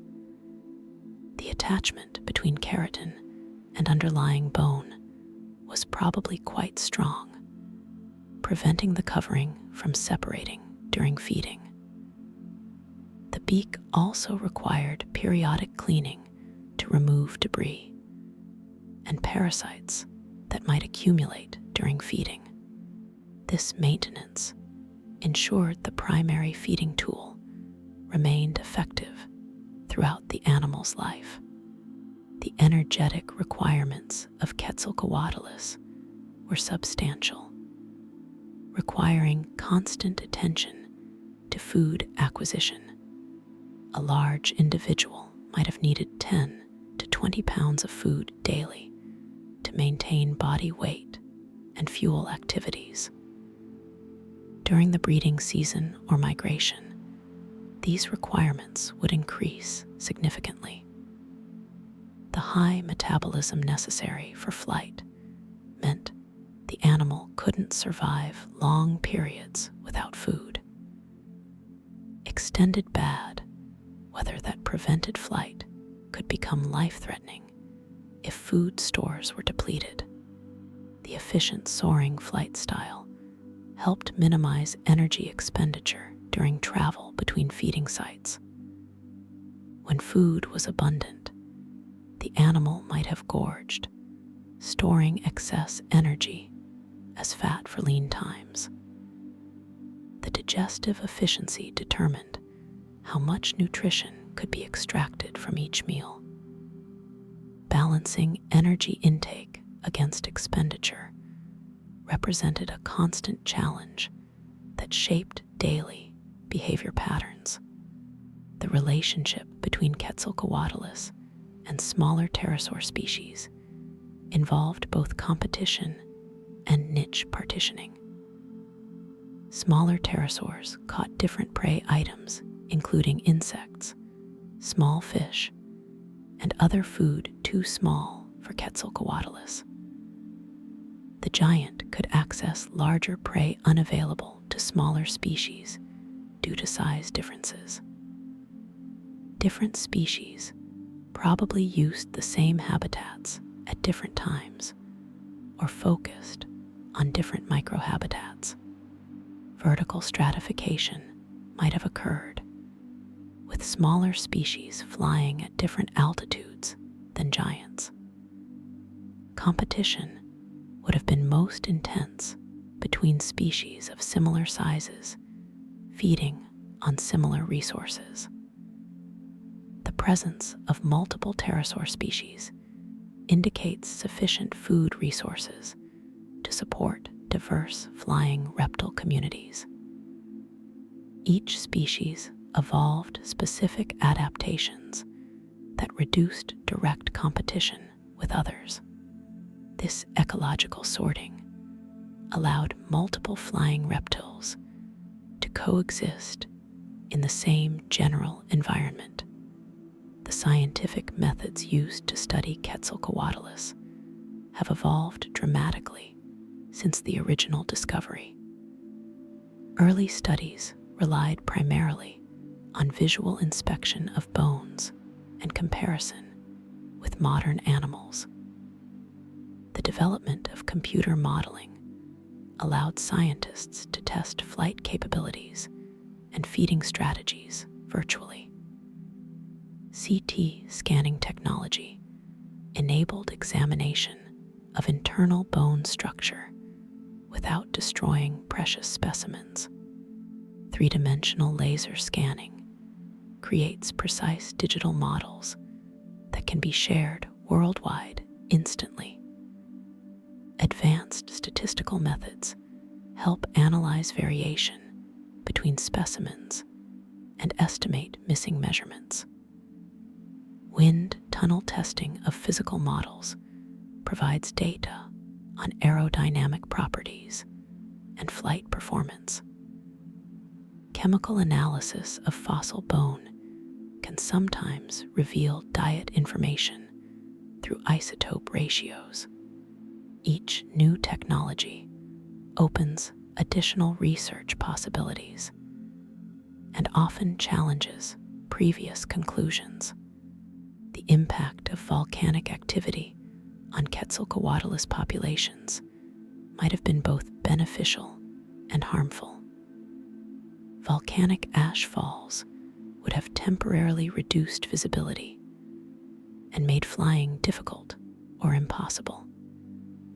Animals caught in heavy ash falls might have suffocated or been grounded until conditions improved. However, the ash also created excellent preservation conditions, explaining why some fossils are found in volcanic deposits. The nutrients from volcanic soil weathering might have increased plant productivity, supporting larger prey populations. Volcanic eruptions would have created thermals and updrafts that could aid soaring flight once the immediate danger passed. Some populations might have learned to avoid volcanically active areas, while others exploited the resources these areas provided. The overall impact probably varied depending on eruption intensity and frequency in different regions. The feather-like pycnofibers covering Quetzalcoatlus represent a fascinating example of convergent evolution with mammal hair. These structures grew from follicles in the skin, similar to hair and feathers, despite being evolutionarily distinct. The individual pycnofibers were probably simple filaments without the complex branching structure of feathers. They might have been relatively short, perhaps only a few centimeters long, creating a fuzzy appearance. The density of coverage probably varied across the body, with thicker patches in areas requiring more insulation. Color variation in pycnofibers could have created patterns used for camouflage or display. The texture would have felt somewhat like short fur if touched, though no one will ever know for certain. These structures represent an independent evolution of insulation in a reptile lineage, parallel to, but distinct from mammal and bird coverings. The geological timescale places Quetzalcoatlus in the final chapter of the Mesozoic era, the age of dinosaurs. The Late Cretaceous period stretched from approximately 100 million to 66 million years ago. Quetzalcoatlus lived during the Maastrichtian stage, the very last stage of the Cretaceous, spanning 72 to 66 million years ago. This means these animals witnessed the final days of the dinosaur era, disappearing in the same extinction event. The world they inhabited was dramatically different from today, with different continental positions and no ice caps. Sea levels were much higher, creating vast shallow seas that covered areas now high and dry. The climate was warmer and more uniform across latitudes than modern Earth. This ancient world seems almost alien from our perspective, populated by creatures unlike anything alive today. The scientific debates surrounding Quetzalcoatlus continue even decades after its discovery, with many questions remaining controversial. Some researchers argue for smaller size estimates, suggesting the largest individuals were smaller than commonly depicted. Others defend larger estimates, pointing to incomplete fossils that might represent even bigger specimens than currently known. The feeding strategy remains debated, with proponents of scavenging, active predation, and omnivorous lifestyles all presenting arguments. The terrestrial versus aquatic focus of lifestyle generates disagreement about habitat preferences and behaviors. The ability to take off from level ground versus requiring elevated launch points divides scientific opinion. These debates drive research forward as scientists gather new evidence and develop new analytical methods. The uncertainty might seem frustrating, but it reflects the challenging nature of reconstructing extinct animals from fragmentary evidence. The museum displays featuring Quetzalcoatlus serve important educational functions, while also presenting challenges for exhibit designers. Creating life-sized models requires careful attention to scientific accuracy while making exhibits visually impressive. The enormous wingspan creates space problems in museums, as few buildings have ceilings high enough for proper display. Some museums show the animal in landing or terrestrial poses to reduce space requirements. Interactive displays allow visitors to compare their own wingspan to the giant pterosaur's massive spread. Videos and animations demonstrate flight mechanics and feeding, behaviors that static models cannot convey. Educational labels must balance scientific detail with accessibility for general audiences, including children. These exhibits inspire wonder and curiosity about prehistoric life, while teaching important concepts about evolution and extinction. The popularity of pterosaur exhibits demonstrates public fascination with these remarkable animals. The chemical composition of Quetzalcoatlus bones can provide information about diet, habitat, and physiology. Isotope analysis examines ratios of different atomic forms of elements like carbon and oxygen. Carbon isotopes can indicate whether the animal ate primarily marine or terrestrial food sources. Oxygen isotopes provide clues about drinking water sources and body temperature regulation. Trace elements absorbed from diet accumulate in bones and teeth in measurable quantities. The ratios of certain elements can suggest position in the food chain and dietary preferences. These chemical signatures remain stable over millions of years, preserving information that visual inspection cannot reveal. Comparing chemical signatures between different individuals and species reveals ecological relationships and niche partitioning. This chemical approach complements traditional anatomical studies, providing independent lines of evidence about lifestyle. The artistic reconstructions of Quetzalcoatlus have evolved significantly as scientific understanding improved. Early depictions showed the animal as clumsy and almost grotesque, reflecting misconceptions about pterosaur capabilities. Modern illustrations portray dynamic, capable animals engaging in realistic behaviors. Artists must balance scientific accuracy with aesthetic appeal while acknowledging areas of uncertainty. The skin texture, color patterns, and soft tissue details require educated guessing based on modern analogs. Different artists make different choices about these uncertain details, leading to varying reconstructions. Some artwork emphasizes the alien, prehistoric nature, while other pieces stress similarities to modern animals.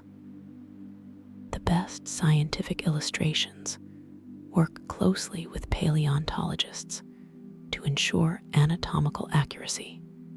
These images shape public perception of prehistoric animals and play crucial roles in science communication and education. The pressure sensors in the wing membranes of Quetzalcoatlus provided real-time feedback about flight conditions. Specialized nerve endings could detect even subtle changes in air pressure across the wing surface. This information helped the animal adjust wing shape and angle to maintain optimal flight performance. Different pressure patterns indicated updrafts, downdrafts, and turbulent air that required different responses.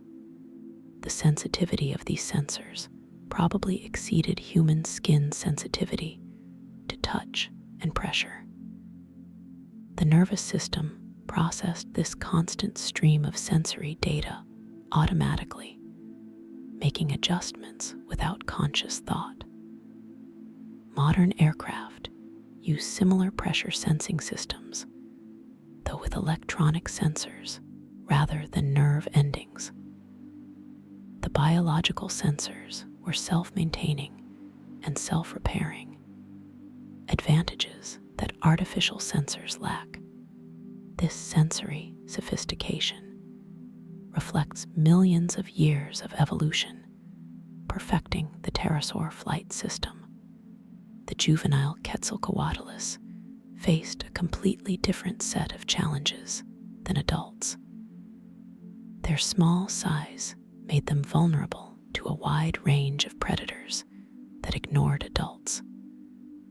Flying ability probably developed gradually, with young animals initially gliding before achieving powered flight. The wing proportions might have differed from adults, changing as the animal grew. Food requirements per unit body weight were probably higher due to rapid growth rates. Young animals might have fed on different prey than adults, reducing competition with their own parents. Survival rates were probably quite low, with most juveniles dying before reaching adulthood. Those that survived to adulthood would have experienced dramatic changes in lifestyle and capabilities. The transition from vulnerable juvenile to dominant adult represented one of the most critical periods in life. The immune system of Quetzalcoatlus must have been robust to protect against diverse pathogens. Flying animals encounter microorganisms from multiple environments, including air, water, and soil. The thin wing membranes represented potential entry points for infections if damaged. White blood cells and antibodies would have circulated throughout the body, providing defense against invaders. The animal might have harbored its own bacterial and fungal flora that helped prevent colonization by dangerous species. Social interactions during breeding or feeding could have spread diseases between individuals. Some individuals might have possessed genetic resistance to specific pathogens, giving them survival advantages. The general health status would have significantly influenced flight capability and reproductive success. Disease represented a constant threat that shaped population dynamics and individual life histories. The continental drift and plate tectonics during the Cretaceous period influenced Quetzalcoatlus distribution and evolution. North America was partially split by a shallow inland sea called the Western Interior Seaway. This seaway divided the continent into western and eastern landmasses for much of the Late Cretaceous. The Rocky Mountains were still forming through active tectonic uplift, creating new habitats and barriers. The Atlantic Ocean was widening as North America and Europe continued separating. These changing landscapes influenced climate patterns, habitat availability, and migration routes. Quetzalcoatlus evolution occurred against this backdrop of continuous geological change. The ability to fly provided advantages for crossing water barriers and exploiting dispersed resources. The geographic distribution of fossils reflects both the animal's range and the preservation conditions in different regions. The muscle fiber types in Quetzalcoatlus legs and wings determined the animal's physical capabilities and limitations. Fast twitch fibers provided explosive power for launch and rapid wing beats during takeoff. These fibers fatigued quickly, but generated tremendous force for short periods. Slow twitch fibers maintained posture during walking and powered sustained soaring flight. These endurance fibers could work for hours without tiring, but produced less force than fast twitch variants. The proportion of fiber types in different muscles reflected their specific functions. Wing muscles probably contained mixed fiber populations for both power and endurance. Leg muscles might have emphasized fast twitch fibers for powerful launch jumps. The specific fiber composition determined how long and how vigorously the animal could perform different activities. The water requirements of Quetzalcoatlus were met through both drinking and metabolic water production. The animal probably drank regularly when water sources were available, using the beak to scoop water. Metabolic water generated during digestion of food provided additional hydration. The respiratory system probably conserved water efficiently despite the high breathing rates during flight. The kidneys concentrated urine to minimize water loss, similar to modern birds. During flight over dry areas, dehydration might have become a limiting factor on travel distance. Coastal individuals had constant access to water, though drinking salt water required specialized salt glands.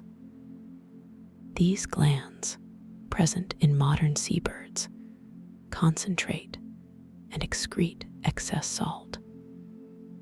The water balance between intake and loss influenced where and when the animal could travel safely. The population density of Quetzalcoatlus was probably quite low compared to smaller animals due to their enormous size.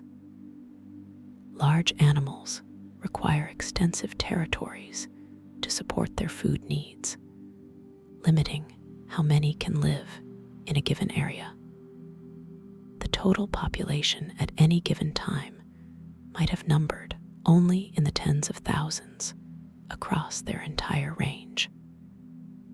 This low density means the chance of finding fossils is correspondingly low, explaining the rarity of specimens. Local populations might have fluctuated seasonally based on food availability and breeding cycles. Certain areas with especially good resources might have supported slightly higher densities. The sparse distribution meant individuals might have flown for hours without encountering another of their species. This solitary lifestyle would have shaped social behaviors and mating strategies. Understanding population levels helps scientists interpret the fossil record and assess extinction vulnerability. The claw structure on the free fingers and toes served multiple functions beyond just walking. The sharp, curved claws could grip prey during capture, preventing escape. They might have been used for digging in soft soil to expose buried prey items or create nesting scrapes. Climbing capabilities were probably limited, but the claws could provide grip on uneven terrain. Grooming behaviors might have utilized the claws to clean parasites from accessible body areas. The claws grew continuously throughout life, with wear during normal activities maintaining appropriate length. Broken claws could regrow over time, though damage to the nail bed might cause permanent deformity. The claw shape and size probably differed between front and rear limbs based on their different functions. These versatile tools contributed to the animal's success across diverse environments. The stress distribution across the Quetzalcoatlus skeleton during flight represents a masterpiece of biological engineering. The forces generated during wing flapping created enormous stresses concentrated at specific attachment points. The shoulder joint absorbed tremendous loads with each downstroke, requiring specialized bone reinforcement in that area. The wing bones experienced both compression and tension forces simultaneously as they bent under aerodynamic loads. The vertebral column acted as a rigid beam that transferred forces from the wings to the rest of the body. The pelvis and leg bones anchored the rear of the wing membrane while supporting the animal's weight during walking. Computer modeling reveals that bone thickness increased precisely where stresses were highest, demonstrating evolutionary optimization. The skeleton represented a perfect balance where adding material anywhere would waste resources without improving strength. This efficient design allowed maximum size with minimum weight, pushing the boundaries of what biology could achieve. The parasites that likely afflicted Quetzalcoatlus would have included various internal and external organisms. Blood-sucking insects probably fed on the thin wing membranes where blood vessels ran close to the surface. Internal parasites like worms might have inhabited the digestive system, stealing nutrients and potentially causing illness. Feather lice equivalents could have lived among the pycnofibers, feeding on dead skin and causing irritation. The animal probably engaged in grooming behaviors to control parasite loads, using its beak to clean accessible areas. Dust bathing might have helped suffocate external parasites, similar to modern birds that use this strategy. Some parasites might have been relatively harmless, while others could significantly impact health and survival. Heavy parasite infestations would have reduced flying efficiency and made the animal more vulnerable to predation. The relationship between host and parasite represented an ongoing evolutionary arms race spanning millions of years. The acoustic environment of the late Cretaceous would have been dramatically different from today, lacking the sounds of modern birds and mammals. The calls of various dinosaurs, including hadrosaurs and tyrannosaurs, would have echoed across the landscape. Pterosaur vocalizations added to this prehistoric soundscape, with calls ranging from deep booms to sharp screeches. The rustling of primitive flowering plants and ancient conifers provided background noise in forested areas. Insects, including primitive grasshoppers and beetles, contributed buzzing and chirping sounds. Rivers and waves created familiar water sounds that probably changed little over millions of years. Thunder from storms and the rumble of volcanic eruptions punctuated the daily ambient sounds. Quetzalcoatlus would have produced its own sounds during breathing, wing flapping, and vocalization. The total acoustic environment would have seemed alien, yet somewhat familiar, mixing strange and recognizable elements. The evolutionary innovations that made Quetzalcoatlus possible accumulated over millions of years across multiple pterosaur lineages. The development of hollow bones reduced weight while maintaining strength, appearing early in pterosaur evolution. The elaboration of air sacs throughout the body further reduced density and improved respiratory efficiency. The loss of teeth in later pterosaurs eliminated weight from the front of the skull. The refinement of wing membrane structure improved both strength and sensitivity over successive generations. The enlargement of flight muscles and their attachment sites allowed more powerful wing beats. The development of sophisticated flight control through membrane muscles enabled precise maneuvering. Each innovation built upon previous adaptations, creating increasingly capable flying animals. Quetzalcoatlus represented the culmination of this evolutionary process, achieving sizes that earlier pterosaurs couldn't approach. The preservation quality of Quetzalcoatlus fossils varies dramatically between specimens, affecting what scientists can learn. Some bones are beautifully preserved, with fine surface details clearly visible under magnification. Other specimens are heavily weathered or crushed, requiring careful interpretation to extract useful information. The partial nature of most fossils means scientists must infer missing anatomy from related species. Some bones are preserved as impressions in rock rather than actual fossilized bone material. These impressions capture surface details but provide no information about internal structure. The best specimens come from fine-grained sediments that preserved delicate features before decomposition occurred.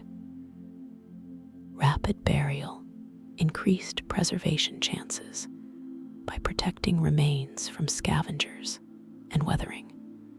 The uneven preservation quality means some anatomical questions may never be definitively answered without additional discoveries. The lift generation mechanisms of Quetzalcoatlus wings involved complex interactions between wing shape, air movement, and angle of attack. As the wing moved through air, the curved upper surface created faster-moving air compared to the lower surface. This speed difference generated lower pressure above the wing and higher pressure below, creating upward lift. The angle at which the wing met the oncoming air, called the angle of attack, critically influenced lift production. Too shallow an angle produced insufficient lift, while too steep an angle caused airflow separation and stall. The wing could adjust its angle continuously during flight, optimizing lift for different speeds and maneuvers. The flexible membrane allowed automatic adjustment to changing conditions through aerodynamic forces. Turbulence and gusts could temporarily disrupt lift, requiring constant small adjustments to maintain stable flight. This dynamic system worked automatically through the interaction of structure, aerodynamics, and control muscles. The daily activity patterns of Quetzalcoatlus probably followed thermal availability rather than strict day-night cycles. Early morning would have been spent waiting for the sun to warm the ground and generate rising air currents. As thermals developed, the animal could launch and begin soaring in search of food. Midday provided the strongest thermals, allowing efficient long-distance travel with minimal effort. Late afternoon offered continued good flying conditions as long as temperatures remained warm. Evening might have seen a final feeding session before seeking a safe roosting spot for the night.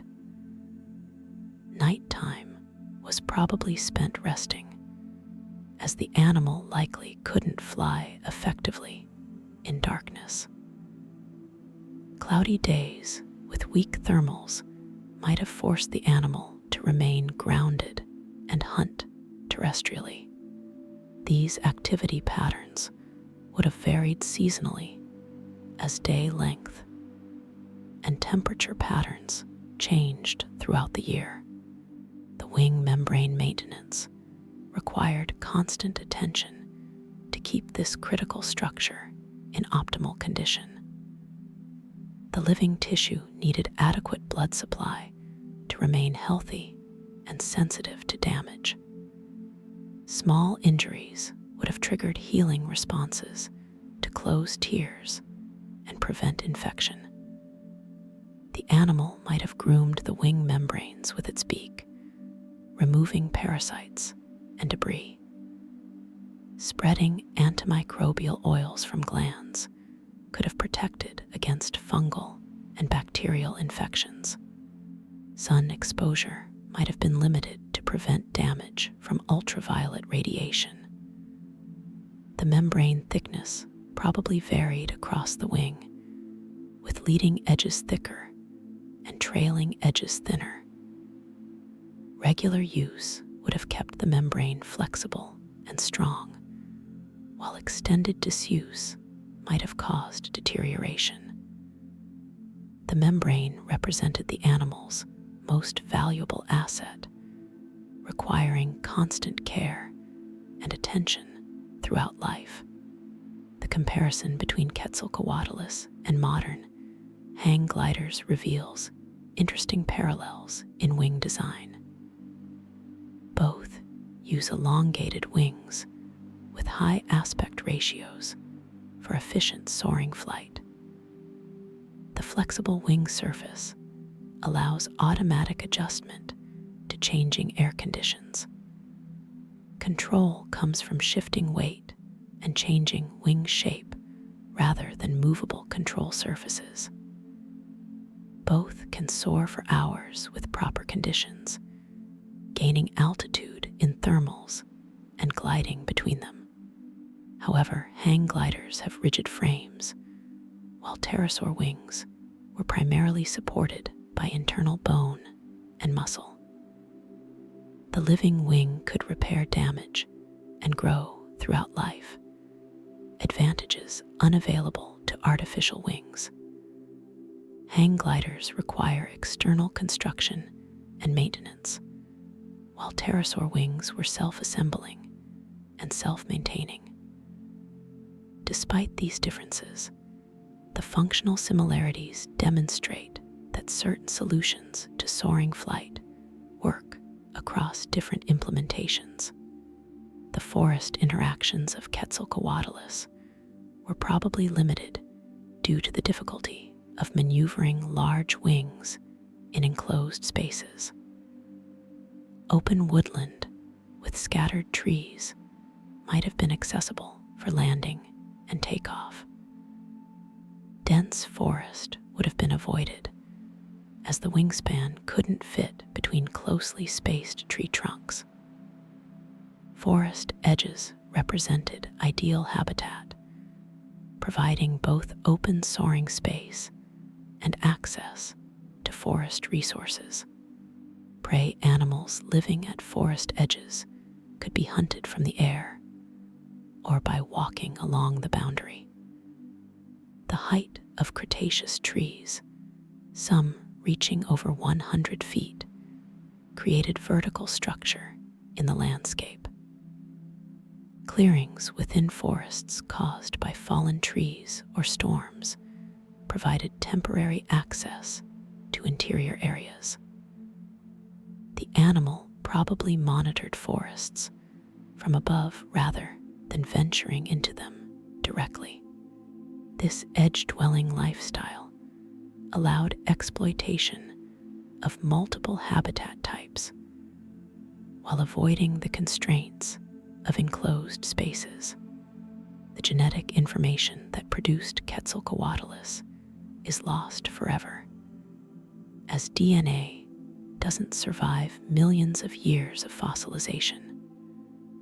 The proteins that made up the animal's body degraded long ago into simpler compounds. Without genetic material, scientists cannot directly study the molecular basis of pterosaur traits. However, developmental biology of modern reptiles and birds provides insights into how such animals could have developed. The genes controlling limb development in vertebrates are highly conserved across species. Modifications to these ancient gene networks probably produced the elongated wing finger characteristic of pterosaurs. Understanding modern developmental genetics helps scientists propose hypotheses about extinct animal development. Advanced techniques might someday recover fragments of ancient proteins from well-preserved fossils. Until then, genetics remains one aspect of pterosaur biology that must be inferred rather than observed directly. The meteorological conditions ideal for Quetzalcoatlus flight included warm, sunny days with light to moderate winds. Strong sunshine heated the ground unevenly, creating reliable thermal currents for gaining altitude. Light winds provided additional lift along slopes and coastlines without creating dangerous turbulence. Clear skies allowed the animal to see great distances when searching for food or navigating. Stable atmospheric conditions prevented sudden wind shifts that could damage wings or force emergency landings. Moderate humidity kept the wing membranes flexible without being too moist or too dry. Storm systems with strong winds and heavy rain would have grounded the animal until conditions improved. The warm Cretaceous climate provided frequent ideal flying days, supporting a lifestyle dependent on soaring flight. Modern weather patterns offer insights into what conditions the animal would have preferred and avoided. The bone growth patterns visible in cross-sections of Quetzalcoatlus fossils record the animal's life history. Growth rings similar to tree rings show periods of rapid growth, alternating with slower growth. These patterns might reflect seasonal variation in food availability and environmental conditions. Wide rings indicate years of abundant food and good health, allowing rapid growth.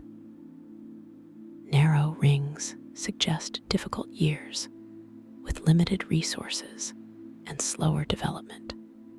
The spacing of rings provides rough age estimates, though interpreting them requires careful analysis.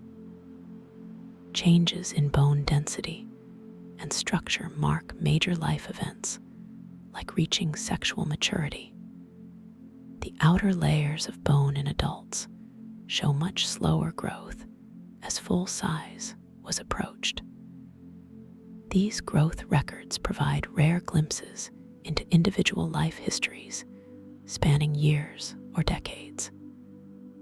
Each bone tells a unique story of survival and growth in the ancient world.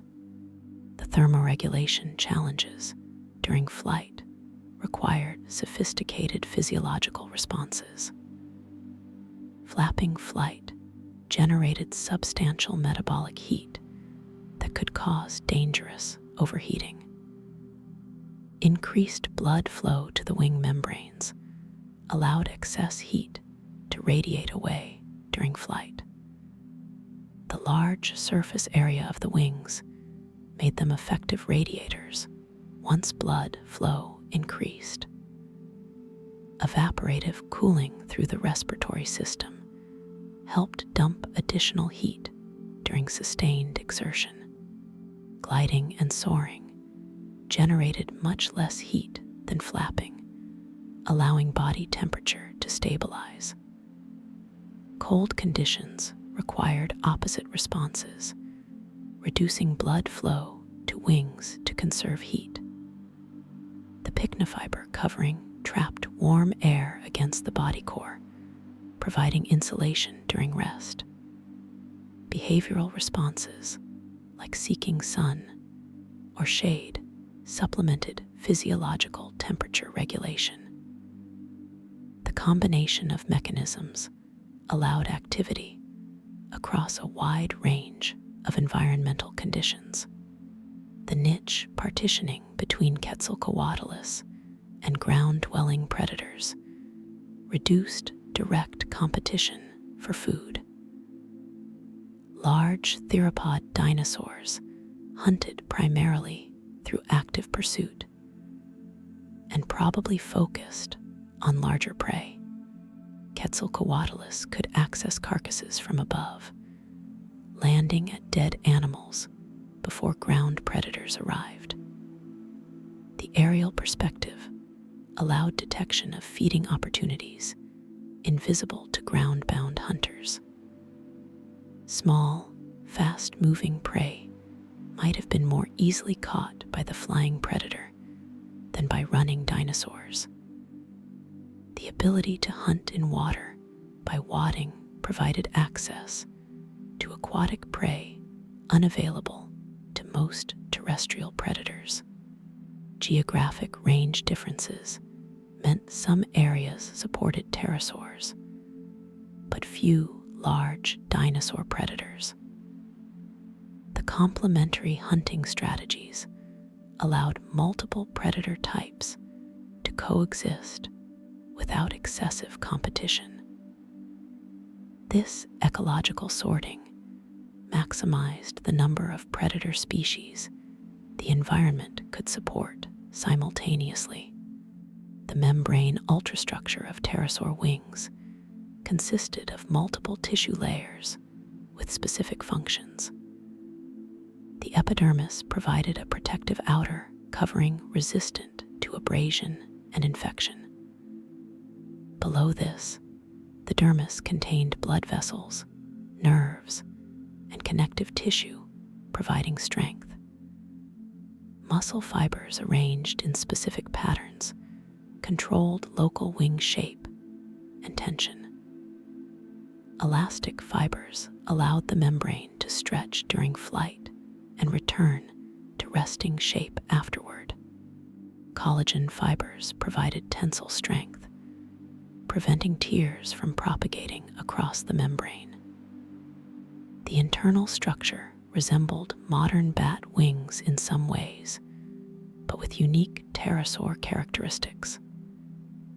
The thickness varied across the wing, with load-bearing areas thicker than less stressed regions. This sophisticated composite material optimized strength, weight, flexibility, and sensitivity simultaneously. The structure represented millions of years of evolutionary refinement, producing the ultimate flying membrane. The extinction vulnerability of Quetzalcoatlus stemmed partly from its specialized lifestyle and large size. The enormous food requirements meant population densities were naturally low, reducing total population numbers. Specialized adaptations to specific environments made these animals vulnerable to habitat changes. The long generation time meant populations couldn't recover quickly from catastrophic mortality events. Dependence on warm conditions and reliable thermals made climate change particularly threatening. The loss of prey species through the food chain collapse would have quickly impacted these top predators. Large animals typically face higher extinction risk than smaller, more adaptable species. The rapid environmental changes at the end of the Cretaceous overwhelmed the species' ability to adapt. Within a geologically brief period, all the giant pterosaurs disappeared, ending their evolutionary lineage forever. The scientific value of Quetzalcoatlus extends beyond understanding one extinct species to broader evolutionary questions. The animal demonstrates the maximum size achievable for flying animals under Earth's gravity and atmospheric conditions. Studying how such large animals flew informs our understanding of aerodynamics and biomechanics.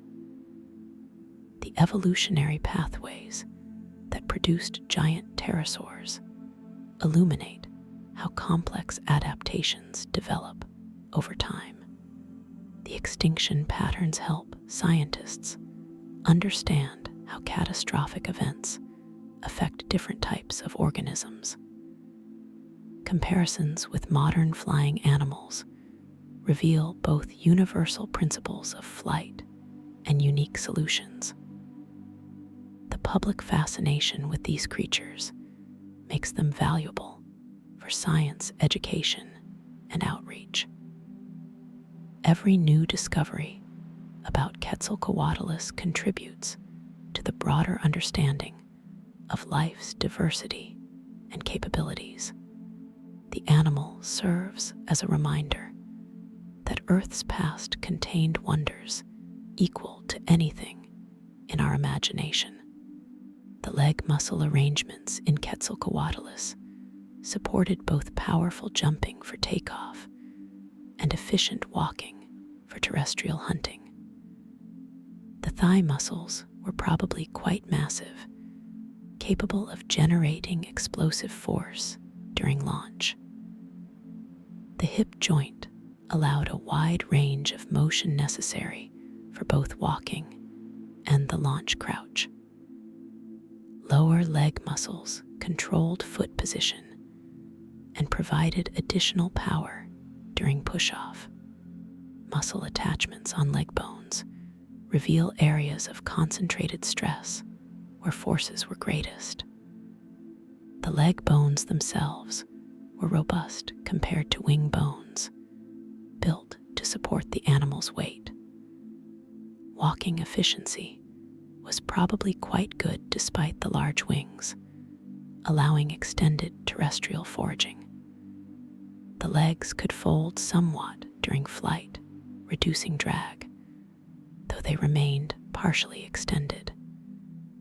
This versatile limb design enabled the animal to exploit both aerial and terrestrial opportunities effectively. The mineral replacement process during fossilization gradually transformed Quetzalcoatlus bone into stone while preserving fine details. Groundwater-carrying dissolved minerals seeped through buried bones over thousands of years. The minerals precipitated within bone pores and cavities, filling empty spaces with rock-forming compounds. In some cases, the original bone material dissolved away and was completely replaced by minerals. The process preserved the microscopic structure of bone tissue, allowing scientists to study it under microscopes. Different minerals created fossils of varying colors and hardness, depending on local groundwater chemistry.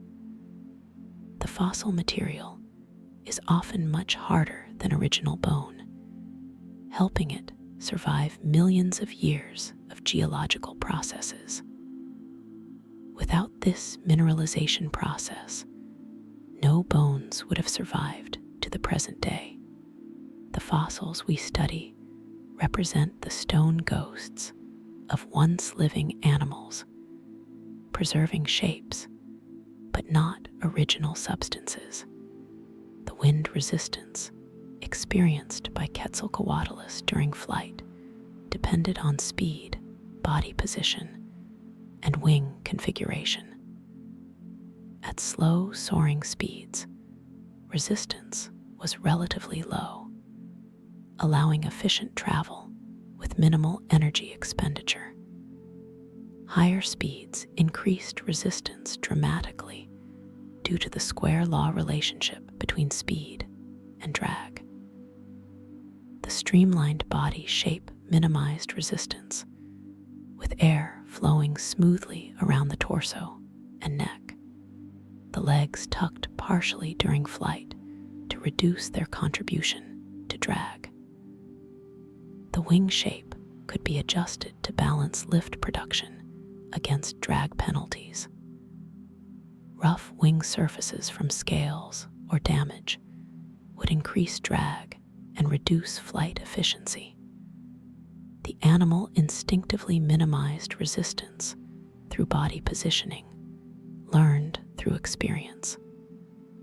Modern aircraft designers study similar problems, seeking to reduce drag and improve efficiency through careful shaping. The fossilized bone chemistry sometimes preserves rare earth elements that provide clues about burial environment and preservation. These elements replace calcium in bone mineral during fossilization, creating chemical signatures. Different geological formations have characteristic rare earth element patterns that appear in fossils found there. Scientists use these chemical fingerprints to verify that bones came from claimed locations. The patterns can also reveal whether bones were transported by water or buried in place. Changes in rare earth element ratios through a single bone might indicate multiple stages of fossilization. These chemical analyses complement traditional anatomical studies with independent information sources. The techniques require destroying small samples of fossil material, making them used only when necessary. The chemical approach opens windows into fossilization processes and ancient environmental conditions unavailable through other methods. The cultural significance of pterosaurs in various human societies spans from ancient times to the present. Indigenous peoples might have discovered pterosaur fossils long before modern paleontology existed. Ancient interpretations of such fossils could have influenced dragon legends and mythological flying creatures. The scientific discovery of pterosaurs in the early 1800s challenged understanding of what was possible in nature. Public fascination with flying reptiles has remained strong since they became known to science. Modern popular culture features pterosaurs in movies, books, games, and artwork, reaching millions of people. The name Quetzalcoatlus itself connects Aztec mythology to modern science in a culturally resonant way. These animals serve as ambassadors for paleontology, inspiring interest in natural history and evolution. The cultural impact extends beyond science into art, literature, and public consciousness about deep time.